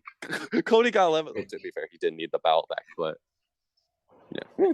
Marvin So could- we don't have a battle bag. Marvin could win a battle back. I would have faith in him. But you know who I see either being number ones with Marvin or complete enemies with Marvin? Lawrence. No, I was gonna say Brian. Oh. 'Cause I Oh. feel like either they're gonna have like such a power struggle that they're complete enemies, or they're somehow gonna find a way that they're both the like co-leaders. Like in the most recent season of Survivor, I'm not gonna spoil for anyone, right? You won't be spoiling it for me. You may be spoiling for people who watch, but They could skip through it. But Skip ahead like 30 seconds right now. I could see 10 them seconds. I could see them being like the Jesse and Cody situation from like this past season of Survivor, where it's like they're both like such dominant in that sense. Who would be the Jesse? I kind of feel like, Marvin. honestly, yeah. I think in the sense that he's more cutthroat, but Yeah. Yeah. Because I feel like Brian gives me more Cody vibes in that sense, and then like Marvin gives the more Jesse vibes. So that's why it's like I can see them either being complete enemies or like best buds in the game. That's gonna be that. I wasn't thinking about that, but now that you've mentioned that, that's a pair that I'm gonna be sure to be watching. Okay. Have anything else on Marvin? Zach?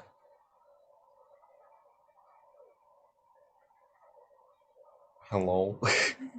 Zach died. I thought the laugh was his, and I was like, "Oh, he's not dead." But no, that was No, that was Alex me. laughing. No. Well, while Zach recovers, we'll move on to. I'm sorry, what happened? Do you have Let the anything hell- else about Marvin? No comments. Cool. Okay, you missed our like comparing Marvin and Brian to Survivor players. I didn't watch this past season, so that's why I. Oh, that's why. Okay. that's okay. why you cool. stepped away. I That's was why like, you left. waiting Okay. for you. Okay. So then Right. you have not missed anything. We can move on to our next player, which is Mikey. Winner. Really? Is he Mikey is your winner pick? Probably not, but like I do.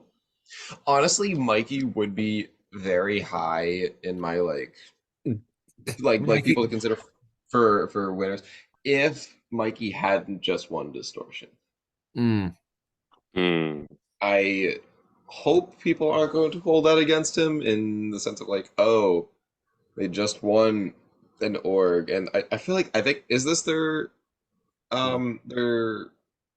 first org since Distortion? I believe so. Yeah. Okay, so then yeah, people might see that too and think, okay, got to get them out Mm. soon. Hopefully not, because I don't like when people play that way. But putting all that aside, how do we feel about Mikey's actual game play? Because I played with them before, but I was kind of on the opposite sides of the game the whole time, so I didn't really get a chance to. Mikey idled me out. I'm still mad. No, because I tried to work with Mikey, but they said no.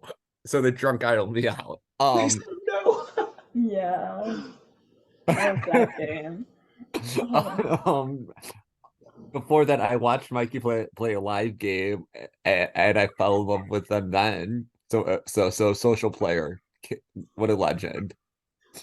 Yeah, I do think Mikey falls under the category that we've talked a little bit before, is the very personal type of player that'll make you feel heard if you're talking to them. Like I feel like Mikey's going to be someone who, if you're like, like even not even considering the game, but like if you're going through something in like in your own life, Mikey would be there to make sure that you're doing okay, Yes. and Yeah. like be the one to remind you, hey, like this is just a game. Like take whatever time you need to for yourself. And then as a game wise, game player, um, yeah, I feel like I don't have much comments for that just because I haven't really seen I their game play out. I think at least from what I've seen from Mikey and what I've, heard about Mikey, because the only time I've played with him, I didn't get to play with him because he got out before I got to. So they like, uh, this was like the same game you got drunk idled out by them. It was. And the thing is, I had not met them, and then I was so excited to, and didn't get to happen. But for some reason, with a lot of things that I've heard and that they've said, I see a lot of like how I play in Mikey. I don't know why. And so like So that's why Mikey's your winner pick. no, but I think it's a lot with like the comp. Like, because I think we have to talk about his first comp because He did very he went well. so in depth, so in detail, so Mhm. logical. It was I hopped on and I was like, does he know he's not actually playing the game yet? Yeah, definitely the most amount of time, like on average, taken for like one person to make their choice. It's like some people just be like, "Yeah, I'm gonna gun for it." Mike be like, "Okay, so if I gun for it myself, then other people are gonna see like and just walking through every choice." And I kind of loved it. Yeah. The things I see him like overthinking, Mm. if that makes sense. So, but here's the thing, we kind of talked about this earlier with Madison a little bit too. Just to think that in depth about the game from early on could be a good thing. Mm-hmm. True. Jacob, what were you gonna say? I was just gonna say that honestly, I could say the same about myself. Which I guess by proxy, I play a lot like Heather. Apparently, like I see a lot of myself whenever I play with him. I played with him 3 times, all of which he's made it far. One of which being the game that he just recently won. The first, he was I think the face of the underdogs, the face of the bottom, and to make it all the way to 8th in that game is also very impressive. The next game, we were both on opposite sides in a point to where I could have saved him. And knowing what happened after the fact, I probably should have saved him. And then the third game, we linked up on the boat as somebody whom coming into the jury, a lot of people were questioning how active of a game Mikey was playing. But I was one of the people who was the biggest advocate. Like, no, Mikey and the person who he ends up beating at Final Tribal, like they played way more actively, and I was able to see it for myself. Mikey's one of the people on here who I think is a jack of all trades, to which I don't think he lacks anything. I think he's a very personable, sociable player, knowing how in depth he was during the simulation and just without even context, like just basically just looking at a scenario, not removing names, removing faces from this. What is the best avenue for me to take and what merit does each of these options have? I think he has the strategic element of the game. And I think he's undermined well enough to which he's able to make it far. And he harped on this during his FTC, which I think was really strong. And then physically, I keep forgetting this. Mikey's a really good competitor as well. And considering the cast that we have with and what I've seen, how I've seen them perform or like not perform, I guess is the better way to word it. Physically, I think Mikey can get a few comp wins under his belt. Like, I think if this were just like a straight up comp, it wasn't the simulation, I would have put my money on Mikey winning the first one and taking up the most advantage of, building the initial power structure, formulating those bonds, being the first person that people will come to for conversations and then assessing who do I align myself with long term. I see Mikey not only winning that comp, but also doing the best job of the people I see potentially winning that comp in capitalizing on the perks of being the HOH. So, Well, Mikey, you go. Now you go. Alex, I cut you off. Nah, Alex, you could go. Well, okay, so I was gonna say because even though he didn't win the first HOH, I feel like he is going to be one of the people that is going to be able to talk to the first HOH and get in good with them, in the sense of he. I feel like Mikey's going to be the one to say the right things to the HOH. Maybe not to the point of, hey, here's what I want to do, and that's what you should do in order to make this happen. But I feel like Mikey is going to be the one that will be able to put themselves in a comfortable spot, and at least in the first week, and hopefully in the weeks going on. I feel like he definitely will be, definitely be at the very least a jury member. I can see them going the first 5 weeks pretty easily. Hello. Hold on. Is there anything else? Oh, sorry. There you go. You go. No, I was just asking if there was anything else we wanted to talk about. Oh, just their interview was insanely good. And then the last thing I want to say about Mikey is I really hope they bring their baby hands.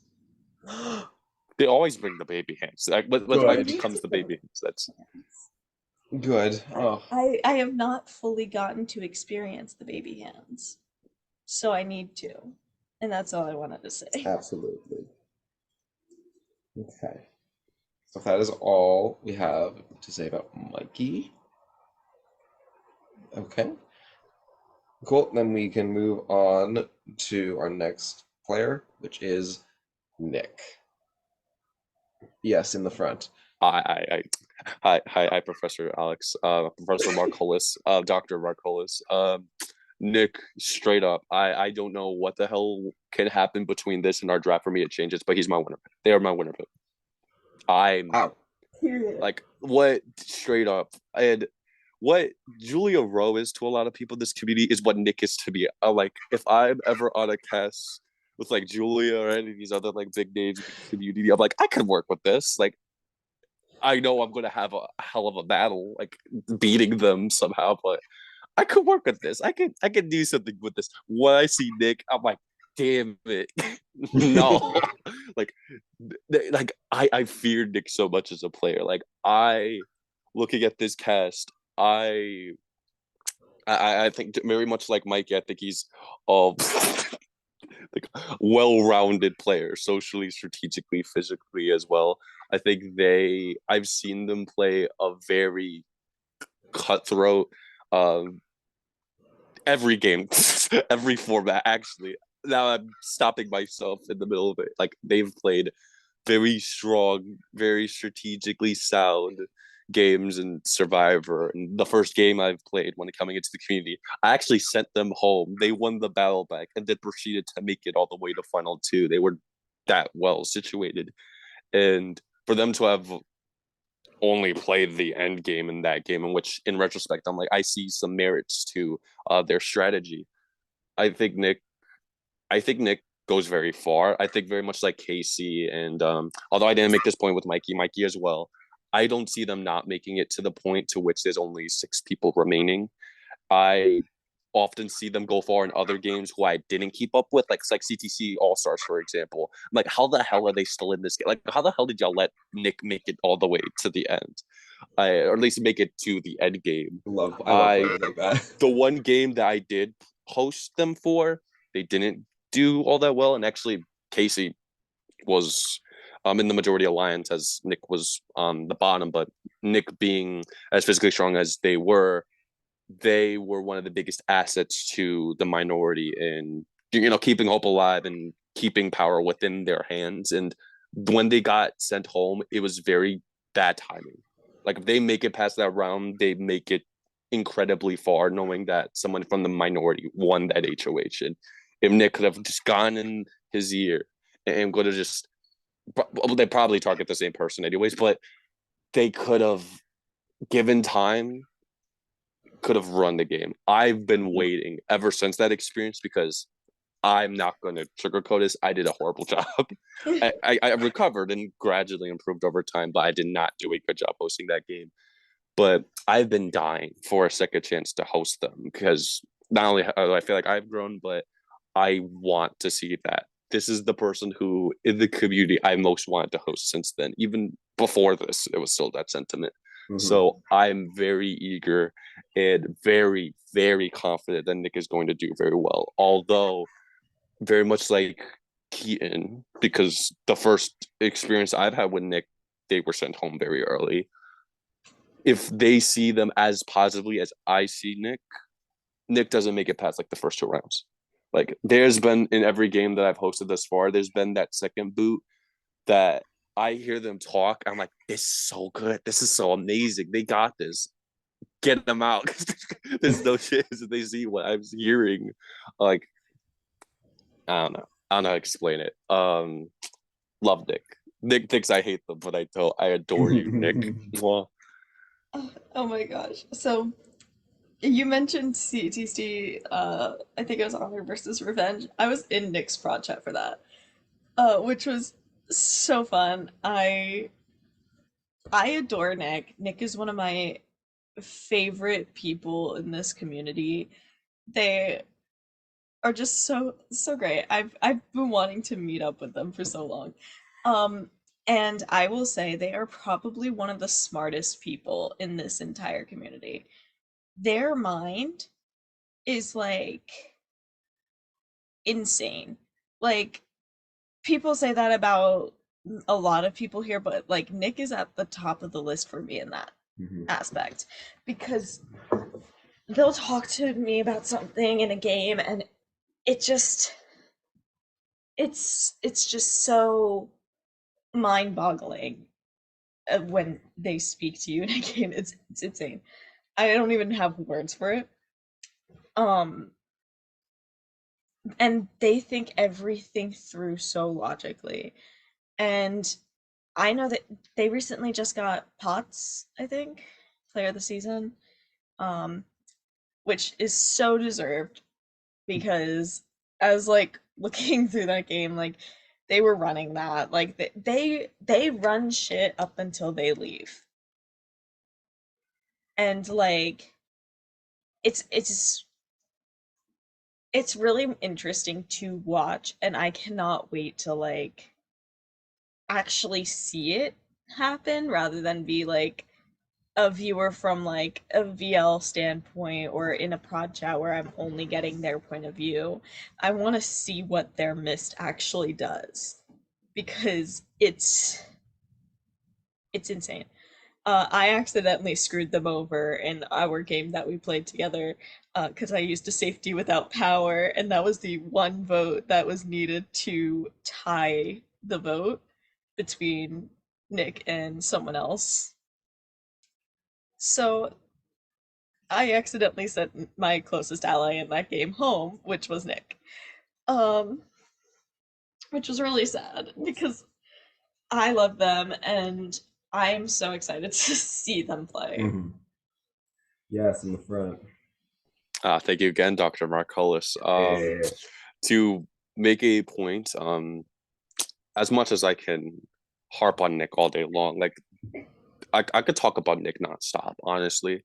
There's only one concern I have, and it's something that's come. Shut up, Zach. I despise you. Anyways, so the one concern that I do have, and this is something that I've seen in many of the games in which they have played, they're either the final boss, like the person whom at the end game you take out, you win the game. You take them out, the game opens wide up. Like Heather said, like they run stuff until they get sent home. You need Nick out if you want to run the game. Like that's something that I think is very hard for Nick to escape. But also the one time that they did make it to the end, the first 2 games I played with them, considering if they made it to jury, this would have been the case as well. They made it to the final two. They've been the recipient of a bitter jury. And now my perspective of like bitter juries, I think changes. Like I think if you lose, like you're going to be a bit bitter, like inherently. Like I wish I won. I wish I was still in there. There's some people who I don't really care about that much. Or I'm very confused by their gameplay. Not in that sense. In the sense that once they get to FTC, in spite of giving the better performance and overall playing a very strong game, people are just zoned out. Like there's nothing Nick can say to redeem or explain themselves at the end. And so in a cast like this, I would hope that if Nick were to make it to the end and to play a strong game getting there, they can pay respect to them. They can give them the credit in which they deserve, because they're an incredible player, incredibly strategically, socially, physically, like I said earlier. But if not, I'm scared that the end game will be the biggest struggle for them. I don't see them not making it there without like comping out. And as much as I would say that they are my winner pick, I'm still I'm still confident in that as my winner pick. I know that that's going to be a hurdle for them. But I may also still be underestimating their miss. They could be completely untouchable at that point, but that's neither here nor there. Yeah. I don't really know Nick as well as it seems like you guys might, but based on how much you're hyping them up, I'm excited. They are similar to you in the way that they don't know how to control their threat level. Love that. Because that's something with you. I don't know how. Absolutely. Like, you can't control yours. Hey, are we talking about me or we're talking? But like, No, I know. That's what like the problem with Nick is that like, even if they are running the game, everyone sees them as a threat. Yeah. From day one. And that's the struggle, because. But I feel like there might be a few people in this cast that don't really know Nick, and so might not see that, but we do have a lot of people who do. Like, I think most of our cast does. So. Okay. Zach, do you have anything? No. Jacob said it all. Anyway, Zach is here to vibe. Zach is here to vibe. All right. We have. Oh gosh, what did I do? Okay, I already know who's next, because our next player is our winner of the first head of household of the season, and that is Sean. Very Sean. interested to see a Sean HOH right off the jump. Yes. Given this cast, I just don't know what Sean is gonna do. Yeah. Not even given the cast. But so both me and Heather gotten very close to Sean in a recent game. The couple in the pan. Long live. And I think one thing that is a very interesting thing about Sean's game is that they, for better or worse, sometimes let their emotions control what they do in a game. They definitely will take the time to think about their moves, think about what they end up doing, and honestly, most of the time, I think they pull off. But in a situation like this, where they are going to be first HOH, that's what makes me the most curious, because I don't know how they're going to handle having this much power this early in the game, being the person that's basically going to set the tone for the season, maybe be the head of a central majority alliance. I'm fascinated to see what he does. I really don't know who he would nom. I think it would just be based on how the first 2 days of the season goes. That's at least for the first week. Rest of the game, I really don't know. Yeah. I could go on and on about Sean. Do. Because they were my closest ally in our last game. Like, we would literally stay on call from probably like around midnight till 6, 7 in the morning. We would be just talking that whole time. And it's like, it was insane how much we clicked in that game, but it wasn't just me who we clicked with. Like, yeah, I think we both were each other's number ones. I think we Hmm. both established that many Yeah. times. And it was funny because I got hero of the season and they got villain of the season. So that was really cute. Icons. Um so then like it was just so interesting to for them to come back to me for them to come back to me and be like, yeah, this person told me this. And I'm like, how are you getting messages from inactive people? Like how I said that Nick is probably one of the like best strategic players, has one of the best minds, like smartest people in this community. Sean's social ability is one of the best that I've probably seen. Very slept on. Yeah. It's insane. Like that game when we were just talking about Madison earlier, but in that game, Madison was not active, would leave me on red for like 2 days in a row. And Sean somehow got messages from her. And I was like, how? Like how is your social ability that good that inactive people are talking to you? Like it's just doesn't make one doesn't make sense to me. Two, it just seems like they had every single person telling them things. Hmm. And then they were telling me. So that's how I got all the information. So that was really fun. Because I don't think they had any secrets hidden from me, but I think I had a secret hidden from them because I didn't tell them about your idol. Right, but Um, besides the point. but it's just they somehow get people to talk to them. I don't know how. I can't. It's insane. Zachary. I don't know. I've met up with Sean in person. I've cried to Sean. I think Heather said it best because I've cried to Sean in person. The end. I will because I'm probably going to meet up with that whole group that's going to be in Florida. So, Oh, wait a minute. but we'll see. Wedding crasher question mark? I'm not going to the wedding, but they're all chilling at like somewhere. I don't know. Oh, Sean's the one who told me about it, so they were like, "I want to see you." I'm like, "Bet." okay. Cool. Jacob, go. No, I think you said it best. Like I always have fun with on calls with Sean. Although I never played with them, I was frequently like on calls with like this, and we mentioned this briefly earlier with like Ali and Jazzy, and Sean was also somebody who, because we wanted them on the cast, we were apprehensive of catching other people within that like contingent in that group of people. But I've grown close with that group, to which where I don't really, other than prod stuff, I don't up until this point, we don't talk that much. But me and Sean very frequently were just on calls, even if we were just me and them. Like I just always have fun talking to Sean. Um, as far as how they're gonna play this round, like this as the first HOH, I don't think I definitely don't think they wanted it. You so did not want it. so I that can makes tell you me that. a bit concerned as to how well it will be played, but I have high hopes. I feel Yeah, same here. this is a good group. I think this is the good pool that we've got for them. I think this is the cast that's going to work with Sean.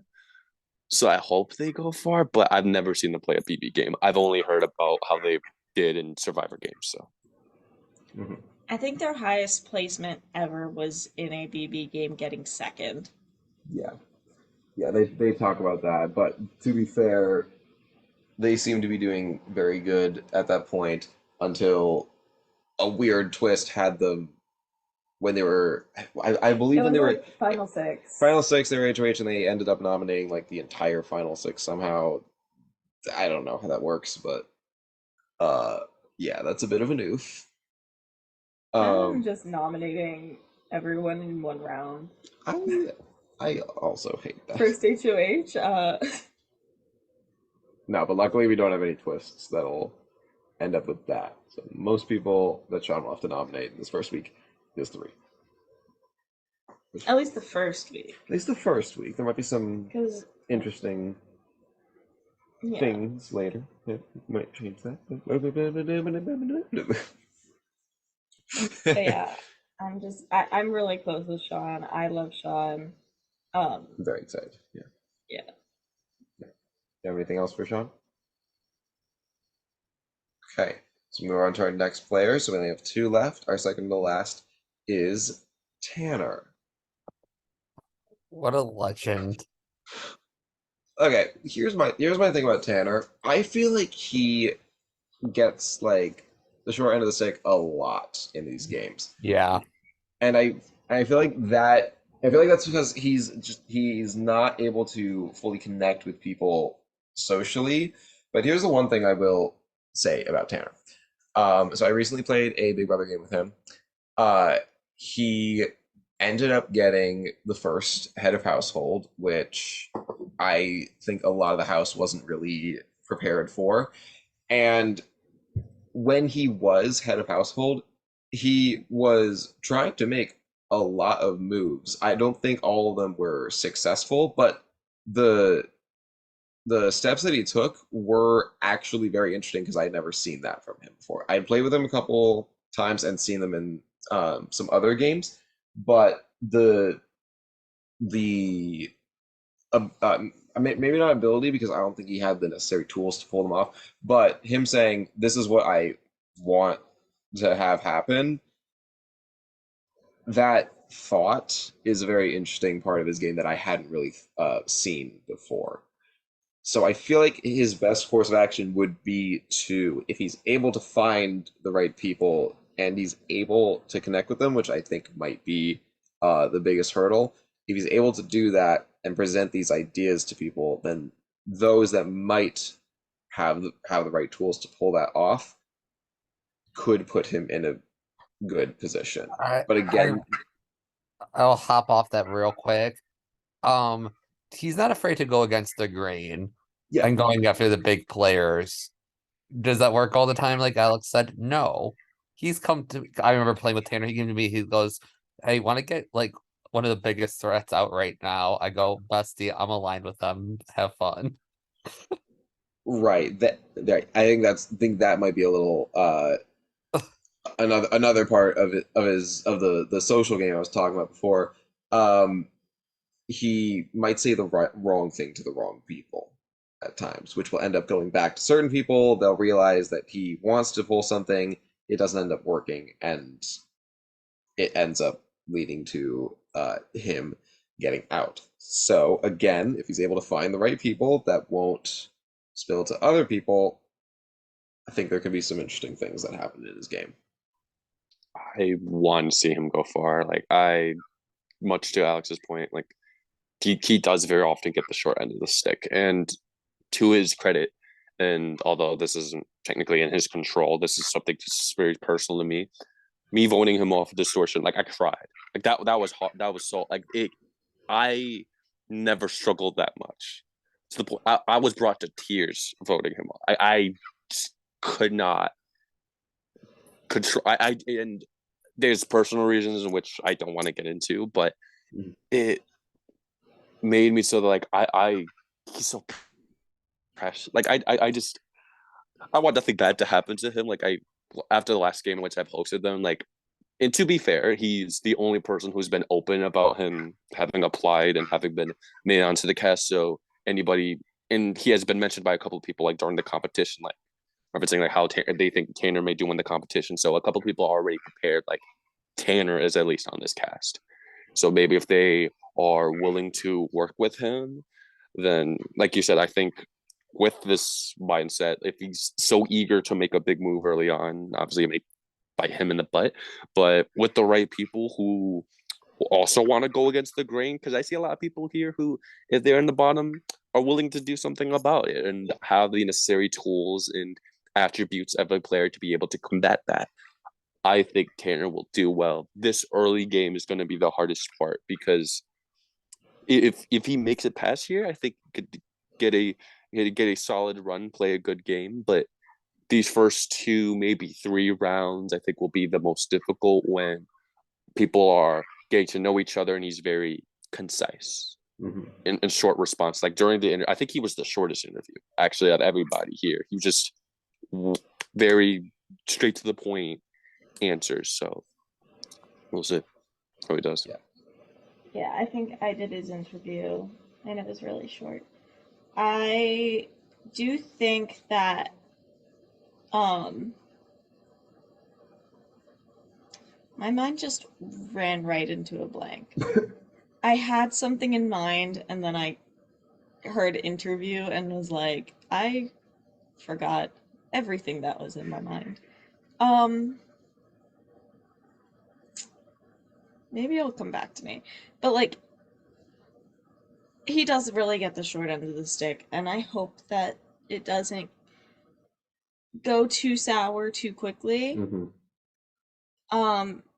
Because I do know like a lot of times, because I'm not as well versed in Big Brother games.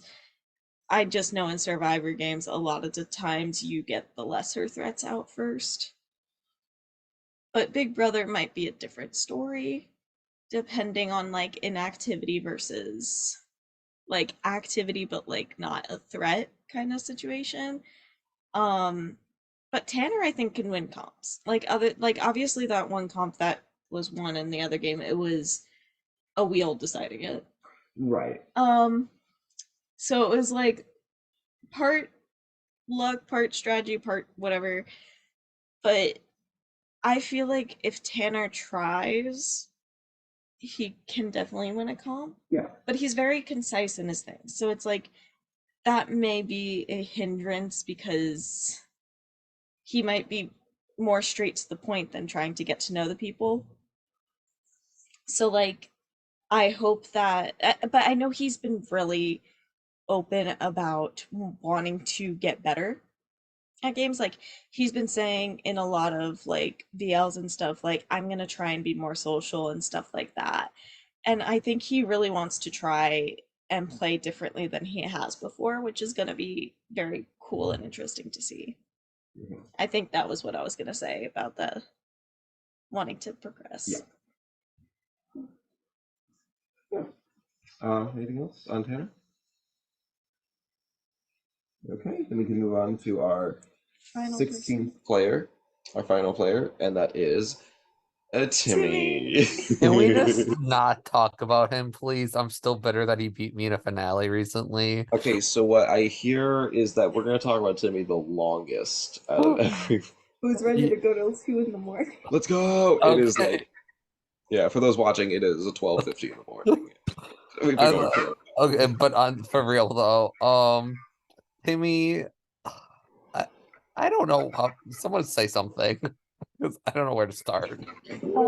Why? I know where to start. No, you go. I interrupted you. No, I'm sorry. I cut you off. Go. No, I cut you off. I cut you off. I will go longer. Go. I might go longer. That's the thing.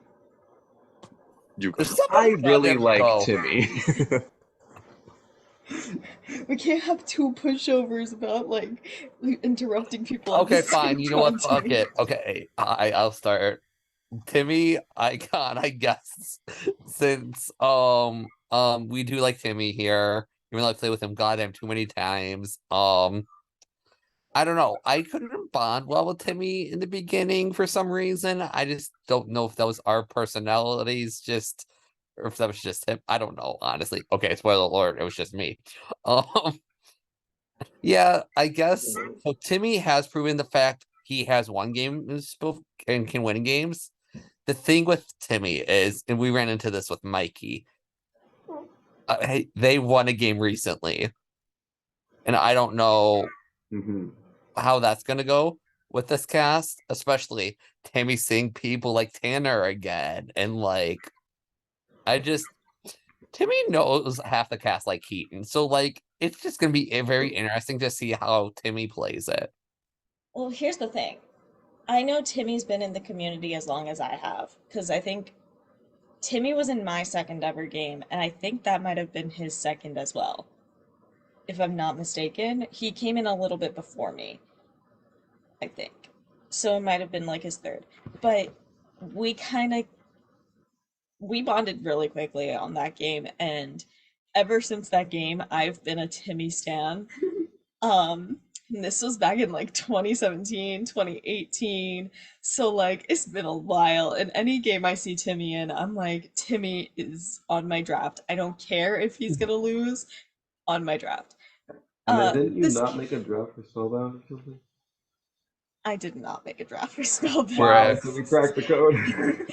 Um, because like I love Timmy, and I I know that like a lot of people, or at least recently, I think, because I think he mentioned to you while you guys were in a game together, he was like getting out of his flop era. Yeah.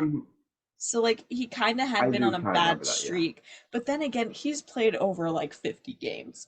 Yeah. Like Would be flop errors in there. everyone knows him. And the difference between me and Timmy is I don't think Timmy ever took a break. Yeah, Timmy's been kind of messed up. Like yeah, I've been in the community since like 2017, but I took like a decently long break. Like I think Yeah. I took a 2-year break. I took like a few month break like within that time. So Timmy, I can't even say anything about like, oh, he has connections with everyone, like he's going to be fine because everyone has connections with him. Because Timmy, one, I feel like plays differently a lot, Mhm. Yes.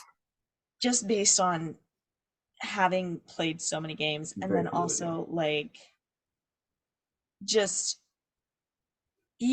it's like he can't play with the same people every single time. And Timmy and I have played a game where we were each other's closest allies, and he eventually fell on the sword for me, which was really sad. And then when we didn't work together, and I think I voted him out. I was gonna say I have the same story. The first game I actually played with Timmy was EXP10. I wanted to just had it on a silver platter. It did not work. And then the next game was Distortion, and then the two of us Spell Alliance was formed, and then him and Lyndon really got rid of me. And then Spellbound happened, where we had a weird half and half game. Yeah, I adore Timmy. That's Also, all. something else I will say about Timmy too is even though he makes fun of me constantly, because I make fun of myself, it's just the quick wit, and he can bounce off of pretty much anybody. And it's the quick wit is something I appreciate in games. Well, it is worth noting that in his interview, I don't remember anybody else saying this. He said best socially, strategically, or physically. He said strategically, can't always rely on physical, and suck at social. I don't know where he's getting that from because he is a very nice person, and I feel like people maybe won't gravitate towards him, Yes. but will when they get on call with him be like, oh, he's actually a really nice person. What do you mean? He makes fun of me constantly. Anyway. Okay, but you are you anyway. Correct. Jacob, what are your thoughts on Timmy?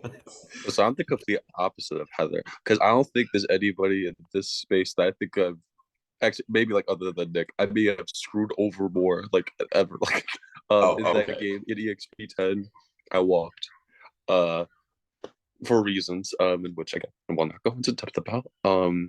But we just pulled off this huge move just the past round, and there was a huge overlap between that cast and the ZTC cast, in which I remember explicitly saying like, you don't think that this will have any ramifications on like ZTC and stuff like that, in which he said that like, oh no, I'm fine.